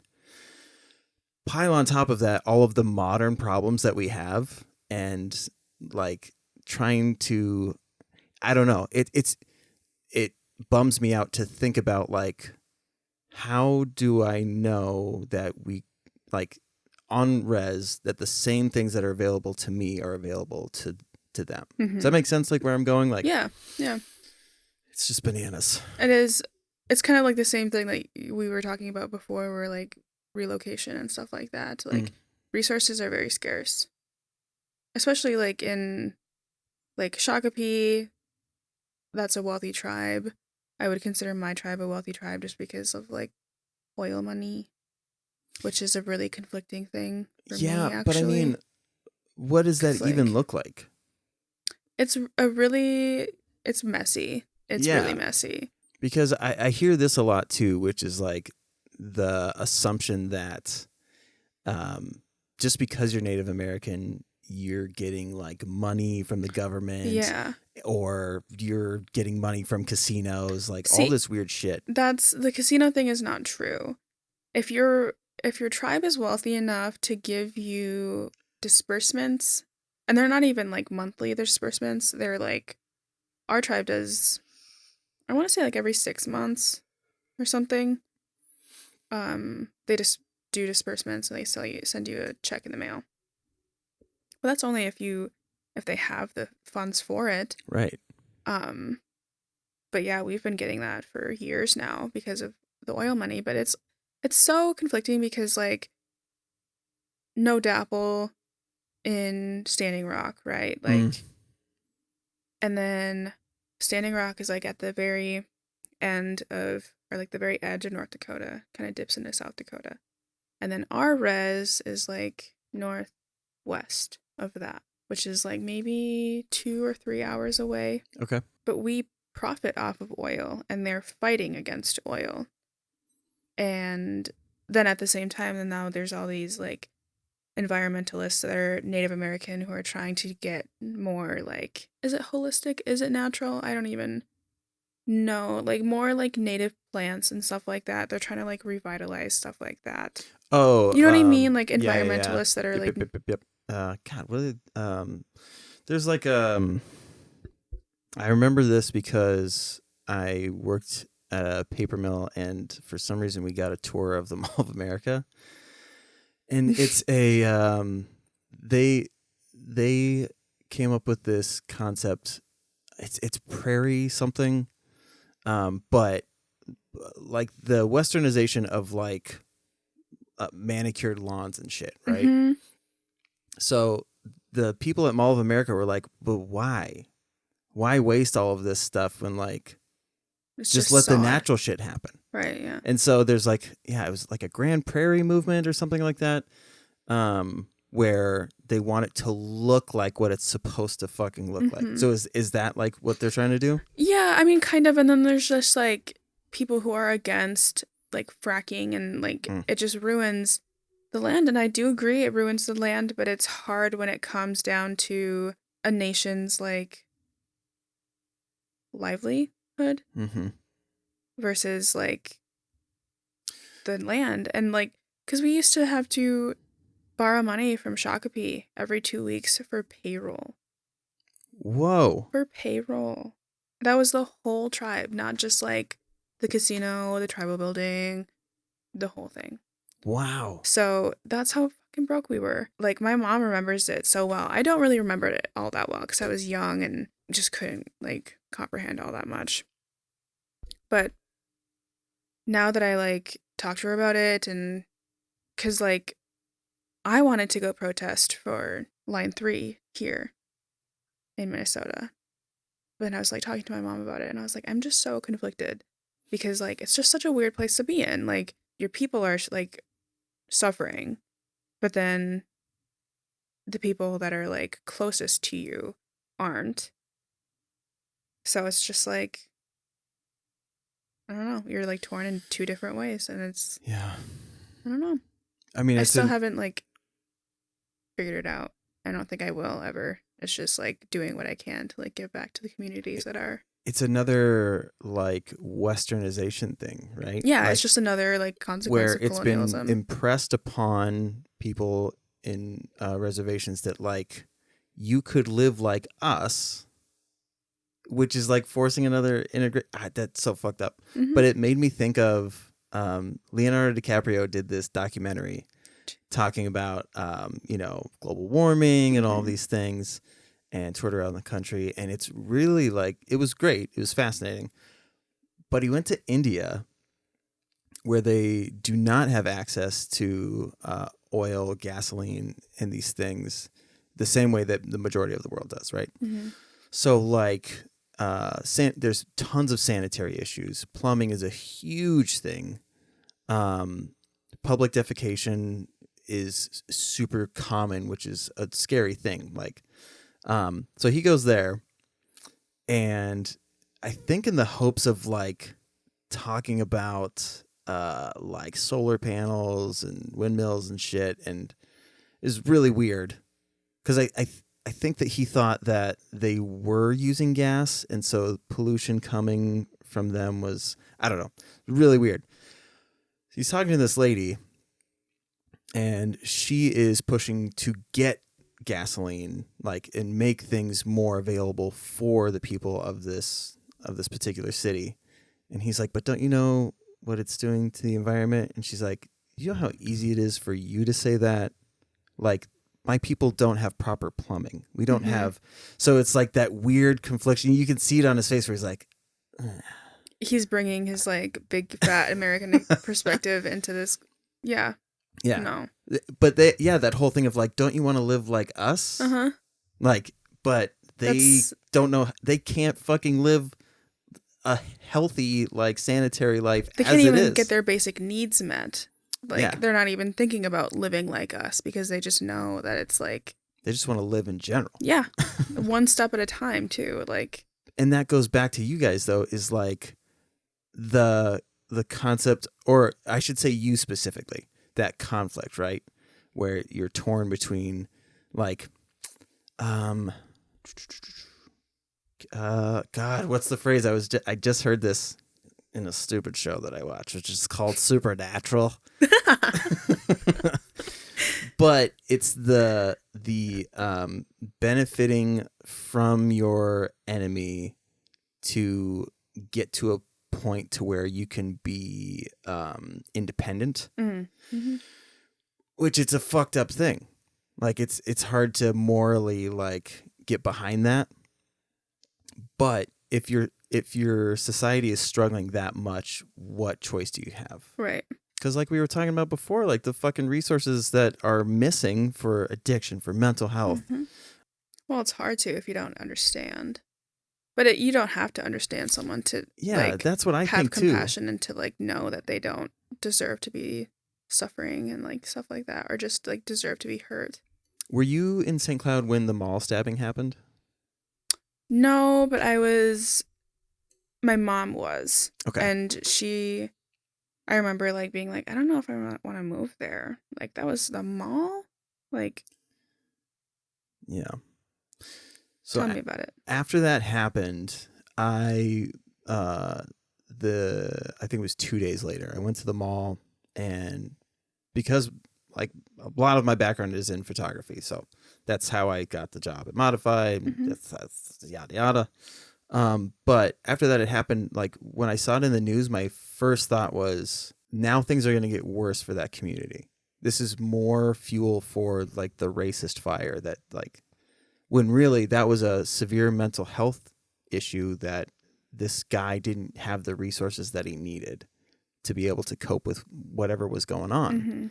And so I went to the mall and was like interviewing people, and a lot of people were like, the tone was like how inconvenient it was, which is fucked up. Yeah. So that doesn't surprise me though. Right? It's, yeah. I was like, this feels gross. Yeah. Like, so I decided the next day that I was going to instead try to immerse myself in the Somali community, right? Instead of getting like secondhand accounts of people that look like me, like I should really like if my fear is that things are going to get worse for them, then I should try to understand their situation better. So I went to, I don't know if everybody calls it this, but the Somali market, that gas station that got converted into like a tiny little market. It kind of still looks like a gas station. I think I know which one you're talking right about. Off a Division. Yes. Yeah. So you go in there and there's a bunch of tiny little like stands, I guess, and then there's a little grocery store on the side of it. But I went in there and they were stoked that I was there. Like, because I look different. I'm not an intimidating looking person. So like it seemed genuine. So I'm in there like having a positive experience. And then I go to my car to grab my camera and panic. Like people stopped me and like took pictures of my license plate because it must mean that I'm going to do like a disservice to them and like show how bad things are. I don't know like what they thought, but I felt horrible because I was like, things are so bad in this community that having a camera could be a detriment to you guys. Mm-hmm. So like that little thing was so monumental to me that I was just like, I don't know what to do now. Like it's clearly this bad that like, Wow. that they thought they had to document every like aspect of me in case something bad came out. So I went to a cafe, which is West Saint Germain, right after the bridge. There's a tiny, I think it's still there. There's a tiny little cafe there. Okay. And went there and told the restaurant owner like my experience. He was like, "Don't worry." Like, he understood why, but he was like, "It's that doesn't mean that like they all hate you now or that whatever. They were just scared." And he goes, "My name's Ahmed. This is Ahmed. This is Ahmed, and this is Ahmed." Stop. Oh my God. So it was super funny. And Was he being serious? yeah, No. there were 4 dudes named Ahmed in the cafe at that time. Oh my God. Super funny. They're just playing cards, just dudes just chilling. I think I know what cafe you're talking about. It's that one with like the booth like right in the front window. Yeah. Yeah. Okay. And then, but his suggestion was to go to the mosque. Like anybody can go in there. Okay. And I forget, every so many hours there was a different thing going on. Yeah, because they pray like so many times a day, don't they? Yeah, and there's the Arabic service, and then there's an English service. And he was like, anybody's free to go in there, man.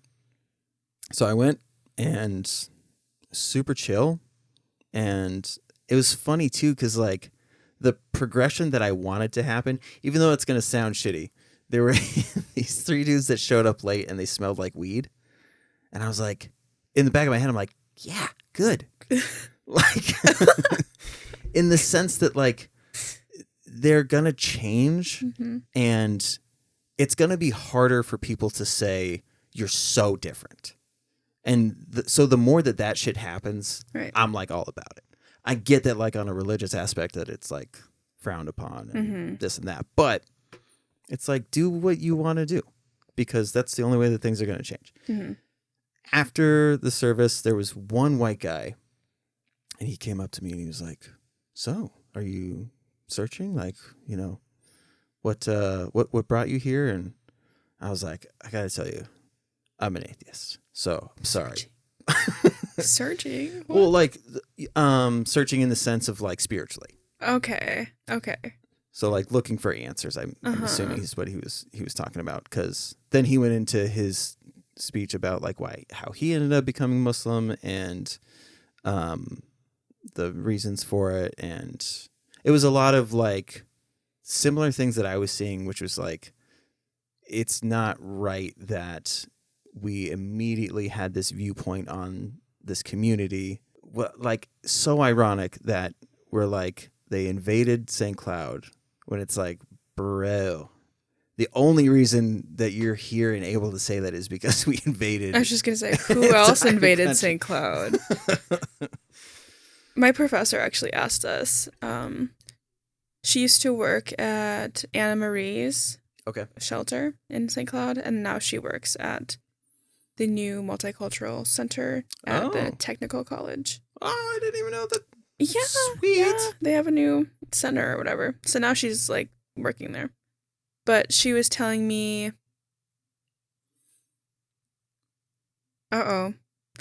she was telling me, my professor prompted us to like research why and how Native Americans aren't in St. Cloud anymore. Oh. Yeah, and I've never done that. So yeah, that gives me a little bit of homework, I guess. But Interesting. I mhm. never. It's so. Because on the Riverwalk, have you ever been on the Riverwalk? Uh, it's been a while. Okay. Are you talking So about like under like overpass? yeah, it's like right underneath like the train tracks. Yeah. Okay.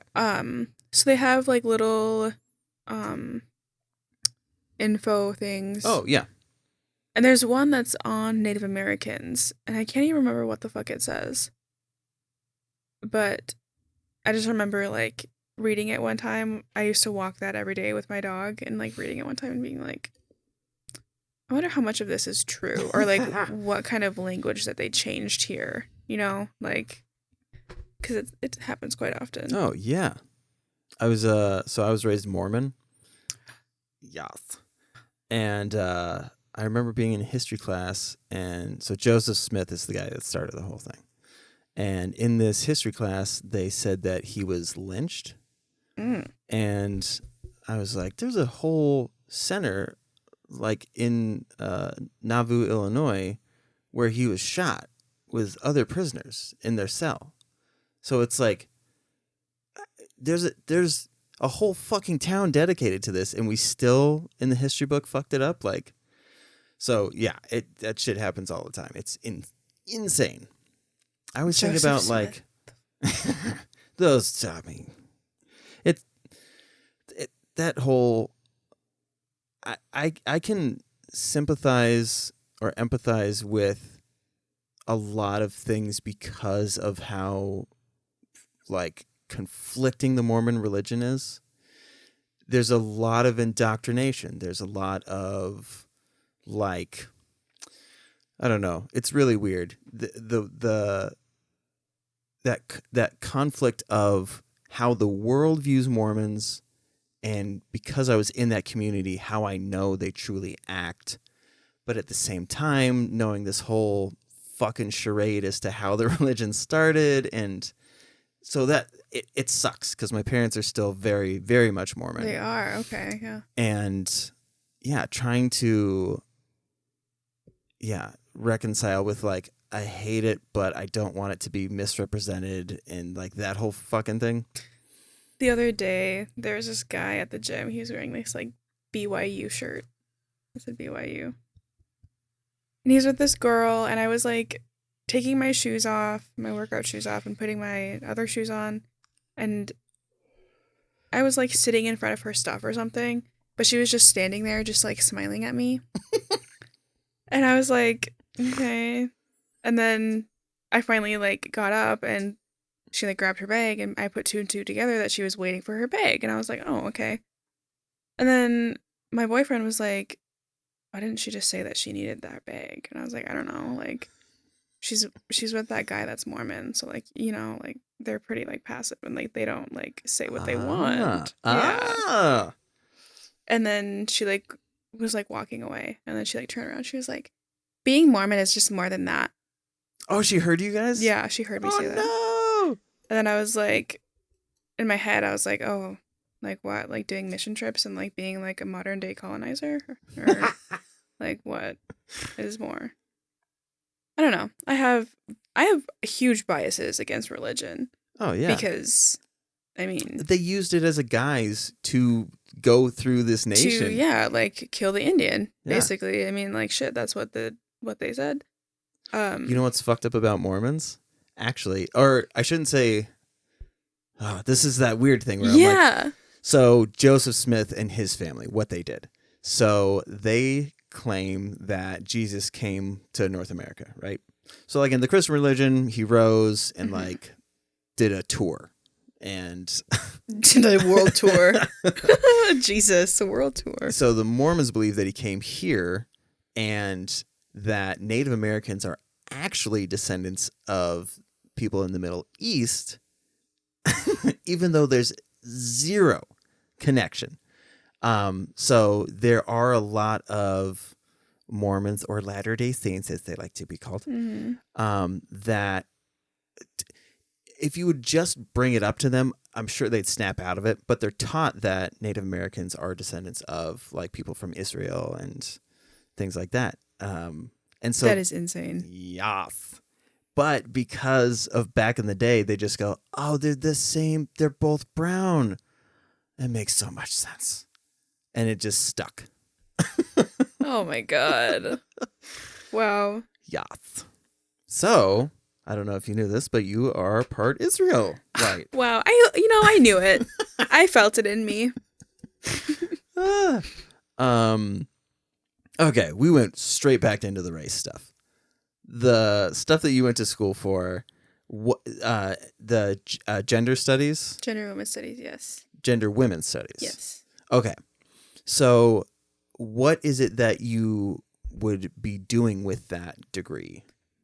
Okay. So for a minute last semester, I switched my degree from that to social work because I wanted, well, Finn actually influenced me to do that. Social work is mega, mega, mega important. It is. I don't know if I need to do that though. Maybe I will. I It's don't tough. even know. There's a lot of things I want to do in this life. Like I one day want to own a flower shop and be a like magnificent flower designer because I'm super creative like that. Okay, so what And you I need to do love- is move to Coeur d'Alene, Idaho, which is at the tippy top of Idaho, and it's the most beautiful little town in the world, and there's flowers everywhere. See, and I would love to do that. I would love to be a mountain girl. But yeah, with social work, I wanted to ultimately like work with Native youth and like urban Native youth, so like in the cities, and help them navigate life off of a reservation because you're away from your family, or even like going to school as a Native. You don't have any community. I mean, it's really hard to find other Natives, and you don't really realize what you're missing out on until you have found that community and those friends that just kind of like have that humor a little bit or just have like that experience. Trauma bonding. Exactly that. And that's like a lot of like Native humor is a lot of trauma bonding.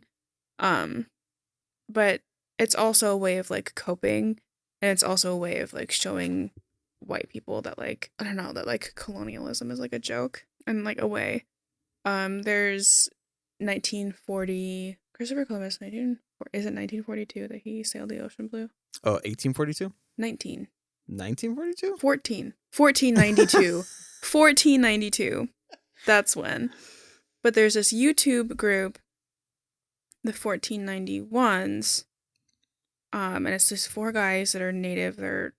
Some of them are Dakota, some of them are from other reservations, but they're from Minnesota. One of them is Dallas Goldtooth, and Dallas is also on Res Dogs. Oh. And he's so fucking funny. But they basically just like make fun of like these Native stereotypes. I mean, it's how we cope is like trauma bonding. I mean, like what else are we supposed to do? Like just sit here and sulk and be drunks? I mean, like no. But yeah, he's really cool, really successful, and did like a really good representation of like not like a Native, like he's kind of making fun of like really like traditional Native people in the show, but it's also in a way that's like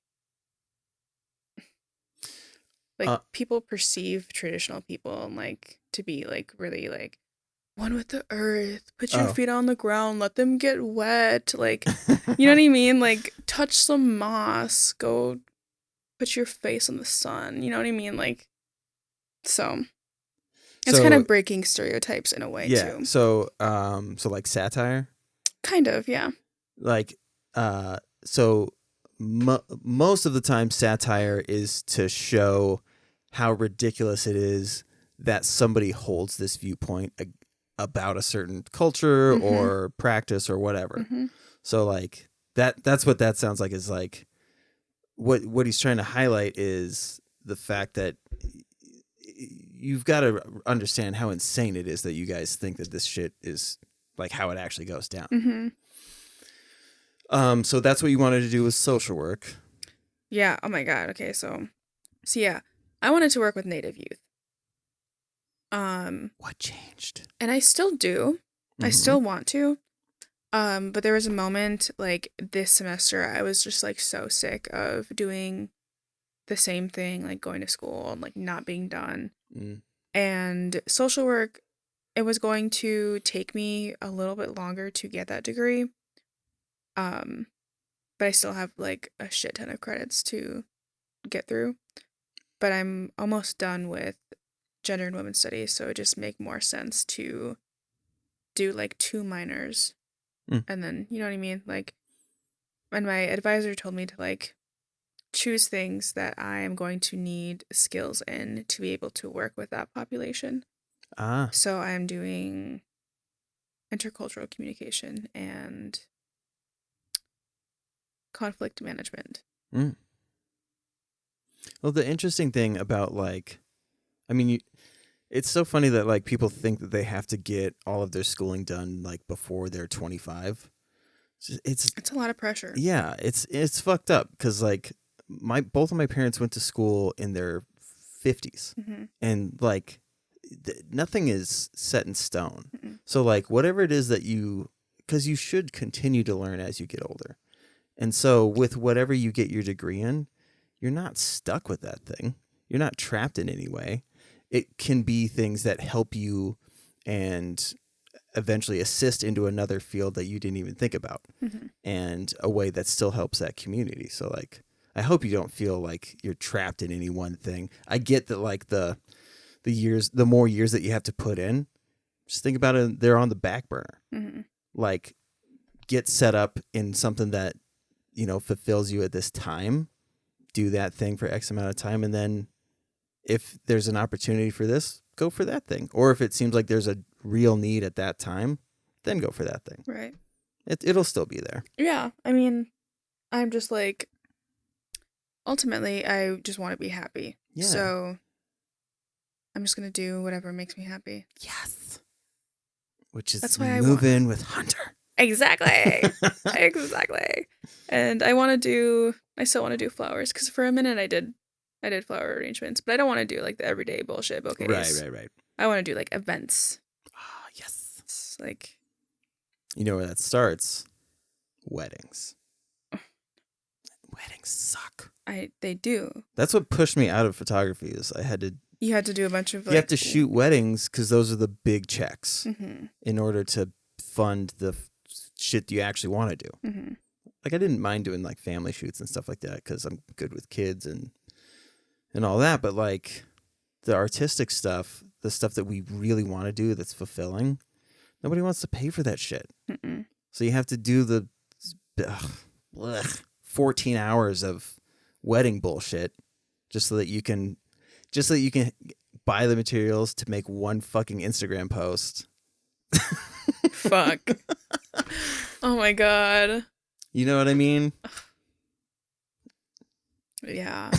That sucks, dude. I don't want to. I mean, you got to do what you got to do, I guess. Yeah. And that's the unfortunate thing is like dreams become hobbies. Mm-hmm. Like in capitalist societies, it's. But I don't mind. If I'll be happy if I can do floral design like on the side, even if it is just like, because it's a dream to like go do like large scale things like events and stuff like that for like convention centers or any type of event that would need like a big archway of flowers. Like, but if it's just turns out to be like I get a part-time job at a local flower shop, so be it. I mean, and I could just specialize in like events instead of like having my own like LLC of like just me doing events and not doing like I'll do like special order things maybe. Yeah. But so one of the many things I want to do. With the because weren't you working with Finn? I do work with Finn. You do work with Finn. So what are you currently doing? So I'm a programming outreach assistant at the Women's Center. So I'm not doing directly gender violence based work, but I'm preparing myself for it. Like I'm in the Gender Violence Awareness Committee, and we're like preparing for like Sexual Assault Awareness Month in April. I'm taking that class, the advocacy training course. which is kind of kicking my ass because my professor is not very remember I was like telling you I was like coming down with some weird like sickness or whatever. I was sick for like 3 weeks and had to miss, it's like a weekly class, and she's, oh, I guess no, it's a mandatory Minnesota, I think it's a law that in order to be a sexual assault advocate, you have to have 40 to 45 hours of training. Oh. Yeah. So, like, I understand why it's, like, pertinent for me to be in person, but I was also on Zoom. Mm. And the one time she didn't send me the link, she didn't include me in the email. So, like, that was out of my control. But she still had me do a shit ton of, like, bullshit makeup work. I was, like, pissed because I was like, this isn't even my fault. Like, you did this. But yeah, she's kind of on my ass right now. But I'm really looking forward to like helping people in that way, and just like, because I wasn't like, I didn't have the resources. I mean, I knew that they were available, but I didn't take advantage of them like I wish I would have. In what sense? In like being sexually assaulted. Mm. Like I told my professor, but it was a really complex situation though because it was my boyfriend. So, like, I didn't want to get him expelled from the university, but I told my professor because it was the morning after, and I stayed with him that night at the dorms, so I just, like, walked to class, like, 5 minutes before. And I'd usually, like, get to class, like, 15 minutes early so I could just, like, talk to her, and, like, it was my same professor that I just, like, love and adore. Oh, okay. This is her. But then at the end of class, I'm usually, like, in those types of classes, I usually like talk a lot. I usually engage a lot, ask questions, and I didn't at all that in that class. And so she, at the end of class, was like, "Are you okay? Like, is there anything going on?" And I was like, "No, I'm good." And then I was like in between buildings outside, and I was like, "She's the only person I saw today that like asked me that." And if I don't say anything now, something really bad is like gonna like come from this, like of me just like ignoring that someone like asked me if I was okay. So then I went back and I was like, I actually do have something to tell you. And so I told her, and she was like, well, I think I told you this before, but I'm a mandatory reporter. Yeah, mandated reporter. And I was like, okay, fuck, what did I just do? And then she's like, it's completely your choice. Title IX is going to reach out to you anyway if I tell them this. Like, and she had to. So she did. And then they reached out to me, and I was like, I don't know who you are. Bye. And I like hung up the phone. But yeah, then she like prompted me to like at least go to counseling, like at least go to the school therapist about, whatever I needed to talk about. So I did. And I really loved her. But I still stayed with that guy for like a year. Finn was telling me that's actually really common. Yeah, really. Which is scary. Like intimate partner relationships? Yeah. I hadn't thought of that, but like I would imagine like a feeling of obligation. Like it's a conflicting feeling because you're confusing intimacy with like violence. And like it's also weird too because they're supposed to like love you, and like they're supposed to have like your best interest in mind. And then they do that, and then you're like, well, what does this mean? Like, then you're also confusing love with sexual assault. And like, is this how it's supposed to be? I know it's not how it's supposed to be, but it is. And then the confusing aspect of like, well, we both go to the same school. I can't not like ruin his reputation and his degree and all that just because we go to the same school. And then it was also this like selfish, no, not selfish. It was very selfless thought of like, if I tell someone about this and I report it, then he's going to be like not like shipped out, but like he's gonna have to move. Mm. And then that's gonna like ruin everything that I know about like a relationship and like where we are, like physically and mentally. So what happened? So I just kept going to counseling. There was a couple of times where like we would get into fights about it. And like Like he just wanted you to get over it? yeah. He wanted me to like get over it or like quit bringing it up because it made him uncomfortable. And I was like, well, how do you think it made me feel? Like, I didn't Were even you guys know. living together? I mean, it was like off and on. Like I would stay at his dorm or then he would stay at my apartment. Mm-hmm. And that's when I lived with Hunter too at the Oh, time. okay. Hunter did not like him, like at Did all. he know? Yeah, Hunter knew. Oh like my God. that night that it happened. And that morning he was like almost borderline mad at me, but he was just mad that I would like still stay with someone. It's so like it happens with parents all the time. It's Yeah. like concern mad, Mm-hmm. where like it sounds really aggressive, but it's because I fucking love you so much. Right, and it's like you know better, and like you act like you, because like I don't think my attitude has changed as much as like what I know that I deserve in like that sense of like a partner. Okay. But like I let someone do that to me and I still stayed with them. So I was still proving to them that like they had power over me. And I never let a man make me feel like that other than him. And so it was just like Hunter was just like, you're so much better than this and you know it. Like, and so that's where his like anger, I think, came from. But then, okay, yeah, so I went to counseling, yada, yada, yada. And turns out he was going to counseling too. And his counselor was concerned with his mental health and like he thought that he was like either schizophrenic or bipolar or multiple personality disorder, or I think that's called dissociative identity disorder now. So anyways, he ended up having a bad session one day and his counselor called the cops to do a wellness check at my apartment. Oh. Yeah, so I was getting ready for class that morning.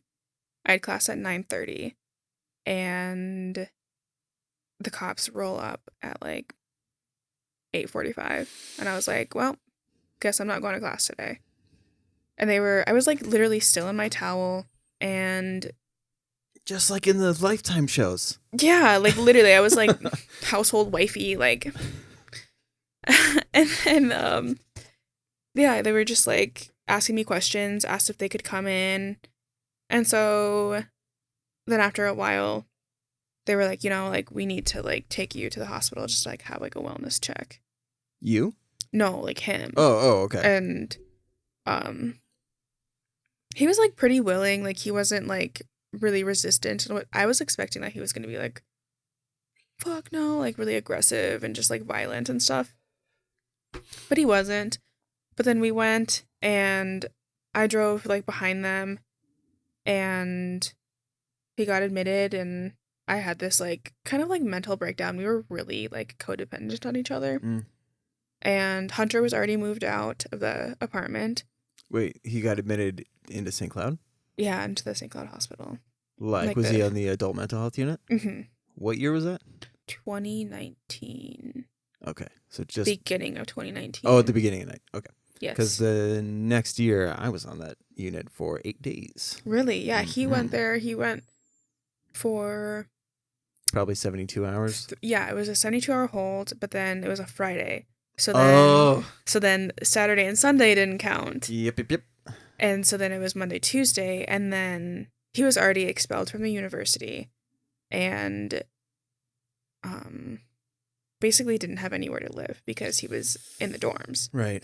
So he was talking to his uncle who lived down in Rochester, and they decided that he was going to move to Rochester and extended his stay for, I think, 3 days. So it was Wednesday, Thursday, and then Friday. He got out on Friday. And then, yeah, he moved down to Rochester, and we did that he left in May. So until like February of 2020. Wow. Yeah. That's Because it was like right after Valentine's Day that I broke up with him. But I just like knew that like, I don't know, I was like slowly like detaching myself. Like I Yeah. had to do it like in my own time. I was going to say there was like a fucked up thing about my situation. So like none of this stuff would be happening were it not for a comedian in St. Cloud. So I was doing stand up I guess I've still been doing it every now and then. So but been doing stand up for like 4 or 5 years now. Mm-hmm. But it really ramped up when I met this guy, and he ran an open mic in St. Cloud at the red carpet at the Keller. I met a bunch of other comedians through that, and like got really motivated, had my comedy podcast, and so like it like he like was the beginning of a lot of things for me, and was like introduced me to all these people that like, I mean, one of them is my best friend now. This guy, weddings happened because of him, like all of these things. And then we found out that he had raped someone. And the fucked up thing about it was like, I'm such like an advocate for believe all women, because if there's going to be casualties on either side, there will be far less men who get falsely accused than women that will be saved if we falsely accuse somebody. You know what I mean? Mm-hmm. So like potentially 12 women could be saved, or this guy might have been falsely accused and he goes out and rapes more. Mm-hmm. So it's like, I am always like, somebody's going to get screwed, and it's safer for women to side with them. Mm-hmm. And like when men bring up like men get raped too, it's like, who are they getting raped by?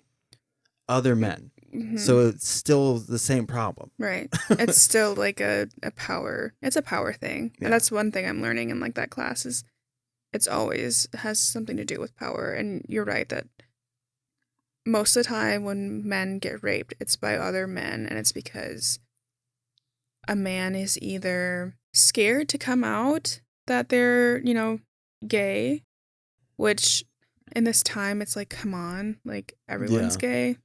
It's like the trendy thing. That's what I said. Like, I think that like eventually it's not even going to be a conversation. Like somebody is dating a girl for a year, and then the next year they're dating a guy, and like it won't register that even matters. Mm-hmm. You know what I mean? Like my kids are growing up with, my son is friends with somebody who's pansexual, transgender, and gay. So like, but he like, I've tried to talk to him about it, and he's like, "What? So?" Like to him, it doesn't register as anything that matters. Mm-hmm. But back to this thing with the guy, right? Mm-hmm. The reason why I was bringing it up is because that girl. So he has had so many concussions and has massive memory issues. So he doesn't remember the act, but the next morning he was very scared, and he was like, "Did something happen last night?" And the girl said, "Yes."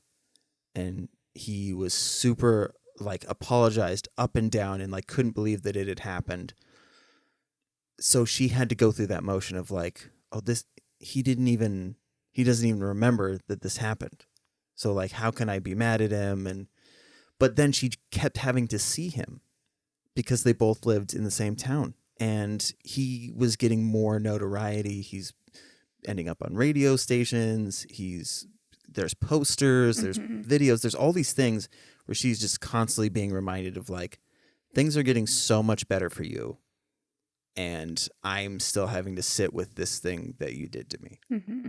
Even though you don't remember, like, it doesn't take that action away. No, yeah. It almost probably would make it worse, because then she feels like she's the only one that like went through it. Yeah. Or like the only one that was like there. Yeah. Yes. So, like, with your situation, like, that's what it kept reminding me of is like the just mental like clusterfuck of what, like, why is there any responsibility on the victim? Like, this story happens over and over and over of like how the victim is picking up the pieces and Well, doing all yeah. the groundwork and all this shit. Well, and yeah, and I mean, fuck, he was so mentally unstable, and he was bipolar. I think he He could have been bipolar schizophrenic. well, it was bipolar 1, I think. So he would go into mania, and then he would go into like a deep pit of depression if he like, wasn't on his meds or whatever. You know what's crazy? If he has ADHD on top of that, like, if you don't attack both, because in adults, very similar symptoms, the impulsiveness, the big, spending a lot of money that you don't have, like, so many parallels Mm-hmm. that, like, you attack the one thing and it's like dope, but then you have the ADHD, so it's like you kind of like nerfed it a little bit, Mm-hmm. but there's still this other aspect that you have to, which is tough to recognize because you're like, oh, it's the same. It looks like the same thing Right. in certain people. So like it's just crazy. It's, Wow. I wonder how meds affect that. It's, Like, because it's funny though, because like, not funny, but it's complicated because like he would have to take his antipsychotic meds, but then he would also have to take a certain kind of antidepressant. But like, if you take a certain kind of antidepressant, it can put you back into mania or like accelerate that path. So that was always like when he did finally move to Rochester, it was always like, are you taking your meds? Are you making sure that you're like going to your psychiatrist appointments, your therapist appointments? Because he had 2 different. So you were still checking in on him while he was in Rochester? Oh God, yeah. Wait, were you guys still dating when he was in Rochester? We were still dating. Yeah. So like, and that was like Kayler Johnson. I can't believe. Yeah, dude. I was like mother, and I was like trying to like still take care of myself. Like I was still going to therapy and stuff, but I was like still a wreck that like it was so weird though, because like I was a wreck that he was gone, but then when he was here, it wasn't even that great either. Yeah. So it was just like, I don't know what it was. My therapist really didn't give me like a set, like, this is what it is, which Who she did you never have that you had like that deep of a relationship with, like that was equivalent in St. Cloud? equivalent to. With your boyfriend. See, that's the thing, I didn't. Hunter. That's what I was expecting. So, Hunter was the only person that I had a relationship like that with, where like, not was like codependent on him, but I was just like genuinely happy when I was with him. And not that I'm not happy when I'm not without Hunter or without my ex, but like you get an extra you get an boost extra of serotonin. Yeah, and like it's just like someone you have memories with, like that just understands you without any explanation. Yeah. And because that relationship was severed, I didn't have anyone. And so I was just like, the only people that I had was my counselor, which was through the school, and my professor that I had disclosed to. And she would just keep like urging me to report it. And I was just like, I don't want to. Like, I just can't. Like, we're still together. But there were times that I would threaten to report because he would just be so dismissive about it. Yeah. But yeah, then, yeah, when he was down in Rochester, I was always like checking on him and like calling his uncle and making sure like he was telling the truth, like about taking his meds and all that. So stupid shit. taking care of someone distracts you from your own problems. Yeah. Super common with individuals who have mental health issues, especially like massive depression.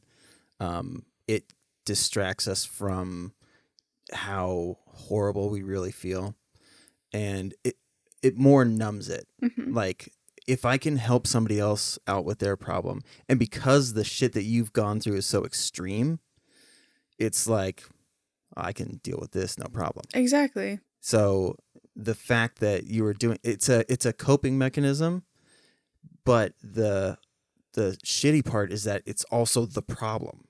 So like, but when you don't have anything else, what are you supposed to do? Well, yeah, and then finally, I started to like set more boundaries because my therapist was like, you don't have any boundaries, and you really need to like create some, just small ones, and then you can create bigger ones when you feel like you're ready. But I was always like so worried about like setting boundaries because of like the other person's like You don't want to push reaction. them away. Yeah, because like I was never taught boundaries, or like if I was, I thought it was like a bad thing.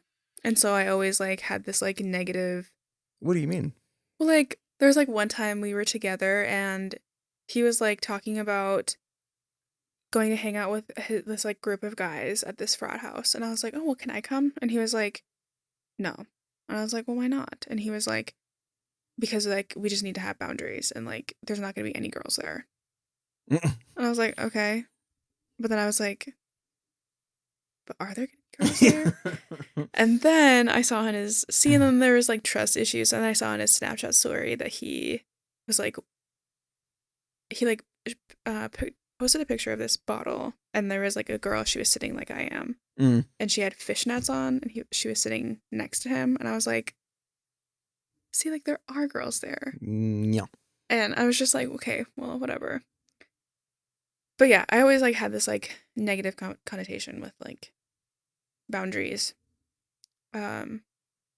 Because that then, means that there's you're relinquishing trust and right. putting faith in the other person, and if it's shaky, And I'm super hyper independent, like in probably the most unhealthiest way ever.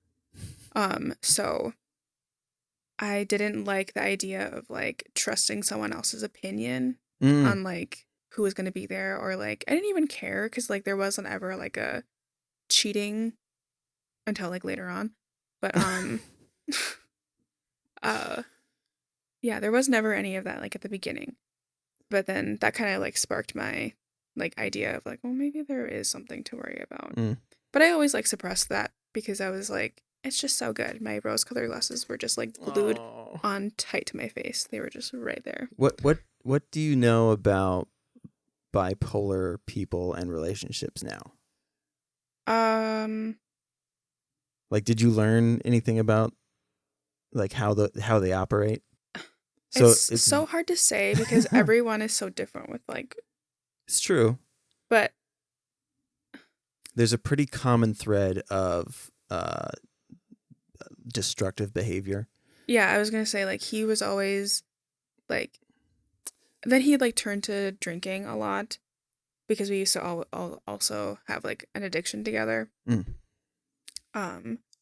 So yeah, he turned to drinking after that, and that made me worry because I was like, oh my god, my dad was a drinker, and you know, like that's just other trauma that I was like, had to kind of deal with, but I was still dealing with my other trauma.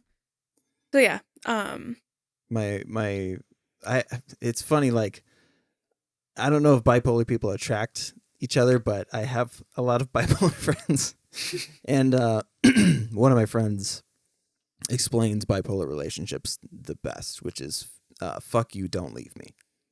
So it's like there's a lot of aggression, but there's this like romanticized, there's nobody else. Even though there's all of this insanity, I can't see myself being with anybody else but you. Yep. But if they lock eyes with somebody a certain way, there's this like, it's part of the mania thing where like, oh my god, is this like, could this be so like delusions of grandeur, right? And it applies to anybody out in the field, especially when we're in relationships, because it's like, I don't know, it's a really fucked up, it's like it's romanticized, but it's also like I've never figured out how to word it, but when you think about like movies, right, where like the girl is with somebody, but should she really be with him because there's this other guy? And there's like this whole weird like emotional cheating that goes on throughout the movie, and then finally they make out or whatever. That kind of shit is common in bipolar people. Like this weird romanticized thing of like, are you my forever person? Are you my soulmate? Did I make a mistake? Oh my God. Because I locked eyes with somebody at Chipotle, and I'm pretty sure that she paid for my guacamole, and we're in love now. So like weird shit like that. It was like that all the time. Yeah. Yeah. Yeah. And he would do it like right in front of me too. Yeah. It was. But we have standards now. Yes. But I don't know if I've learned like one thing. I think it would take a lot for me to be with another bipolar person. Because I think I would have to be like secure in the sense that like they're taking care of what they need to, instead of like me making sure that they are. Well, a big red flag is people who will label themselves bipolar, but they're not on any medication and they have done zero legwork, like no therapist, no nothing. Verbiage like I can't be on pills because I don't feel like myself when I'm on them. It just means that you're not doing pills. Aren't like, it doesn't magically cure you. You have to do other shit afterwards. But bipolar, borderline personality disorder, super common for folks like us to be like, well, I just don't feel like me. I can't create my charcoal art pieces on Arby's wrappers if I bought these pills. Arby's wrappers. Yeah, it's weird. Like the brain does this thing because you get so used to those high, like big ups that you like rationalize the massive depression where like it's either self-loathing where you're like, well, it's just going to be me forever. So fuck it. At least I get to go do Molly at Coachella in a month. Like just weird shit that we rationalize to not take medication so that we can be our weird true selves. That's interesting. It's also sad. It's also very sad. But it's like, no, but it's interesting to neurobiology is like really interesting to me. Like what the brain will do to make you cope like through trauma or through an undiagnosed mental health. Yeah. I want to do my whole like diatribe, but I bring it up every fucking episode, so I'm trying not to do it as much anymore. But if you watch, I just did like a reaction video to Bobby Lee, the guy that's on Res, just relapsed again. So he's in rehab. So I did like a 20-minute video, and I bring it up in there, which is the brain has a 3-step process for executing things. And there's a subconscious part, which is that midbrain, and how that works in addiction. For listeners, I'm sorry, I know I bring it up like every fucking episode, but if you want to hear about that on the YouTube channel, just a little video where I describe that more. And that's that scientific part of addiction that I always try to stress for people is like, yes, deal with your feelings. Yes, deal with your mental health, but there's objective things that you can attack and it'll make dealing with those other things much easier, I think. So I always ask guests if they have any advice for individuals, and I'm trying to think of like where to navigate, what kind of advice I want to pull from you. But I guess in the sense of like, because you're 22, you're still figuring shit out. Yeah, I don't even know what the fuck I'm doing. With because are you supposed to be learning more about your heritage? Are you supposed to be a social worker? Am I supposed to be a florist? Exactly. Are you Am I supposed to be an artist? Am I supposed to be a hairdresser? All those things. So like, what advice would you impart on individuals who are in, I would say, similar situations as yours, where you've been through some traumatic shit, but you're still trying to chug along? Like what helped you get through all of that stuff? I think ultimately, like, asking for help, it's okay to ask for help. I feel like there's so much shame behind, like, asking people just to, like, even just, like, listen to you. I don't need any, like, solutions to my problem right now. But just, like, because I found, like, when you ask people for what you need, they'll try to help you meet your needs. Like, even if it's just, like, something inside of you that you just need to, like, untangle real quick. Yeah. I need to go for a walk. Yeah. Will you just, like, walk with me while I just, like, rant about my shitty day at work or my stupid ass professor right now? I feel like doing or just, like, asking people that, well, and it can't just be, like, anyone. People that, like, will always, like, have, like, your best interest in mind, and, like, people that you trust. I feel like just, like, reaching out has, like, been what has, like, helped me. I've been, like, so resistant to help too. That's like part of hyper independence too, is like just doing everything myself because it's easier, which it is very easy to get everything done at once right now. But at the same time, it's a lot more fulfilling to, like, ask for help when you know that you can probably get all those things done. But at the same time, at the end of the day, you're going to be, like, really drained and not your best self, not authentic.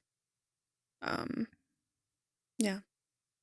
It's just good to, like, reach out. Yeah. I completely agree. I talk about, like, this is another stupid line from Supernatural. But Isn't that the show with those two teenagers? well, they're not teenagers anymore. Oh, they're men. They're grown men. Yeah, and they hunt monsters. But there's a quote from there which is blood doesn't end, or family doesn't end with blood. Mm-hmm. So you don't have to be stuck with. I always talk about, like, how we accept adoption, right? And how you can create a family.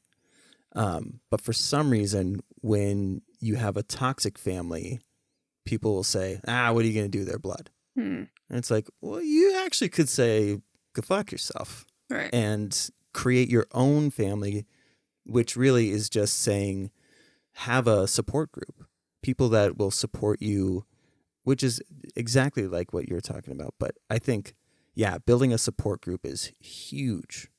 It's necessary. Yeah, for sure. I used to be, like, so against, like, having, like, a big group of friends, but I would also just get really overwhelmed easily. But I think a group of, like, solid friends is really what makes like, life worth living. Stupid. That Okay, was, like, Kayler Swift. I was God. just, ew. Oh, God. So, yeah, just, like, a cheesy little, Well, I mean, but cliche moment. if it's true, then, like, fuck it. I mean, sometimes getting over the cliche shit, like, who cares? You know? It's a cliche for a reason. Yeah. And I mean, if it works, if it leaves you feeling more secure and supported, who gives a shit? Tell your friends I love you. Don't be afraid to say I love you to your friends. And nothing happens when you die. So with that, I'm just kidding. I was going to end the show right there, but Nothing happens when you die. You just become, like, a mist. You become one with the earth. An ethereal mist. Flora and fauna. They gulp you up, and then you become berries for the bird that will eventually poop you out. Right. And then you just keep on growing. Or if you're really shitty, you just become dirt. Yeah. But, soil's good sometimes. It's nutritious. Yes. So, nothing happens when you die, but you do become nutritious.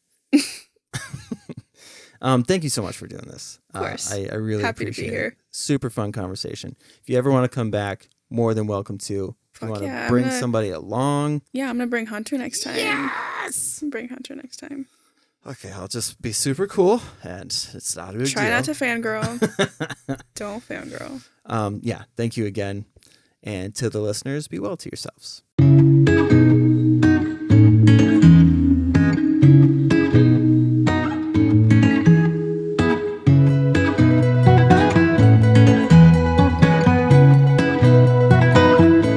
Bye.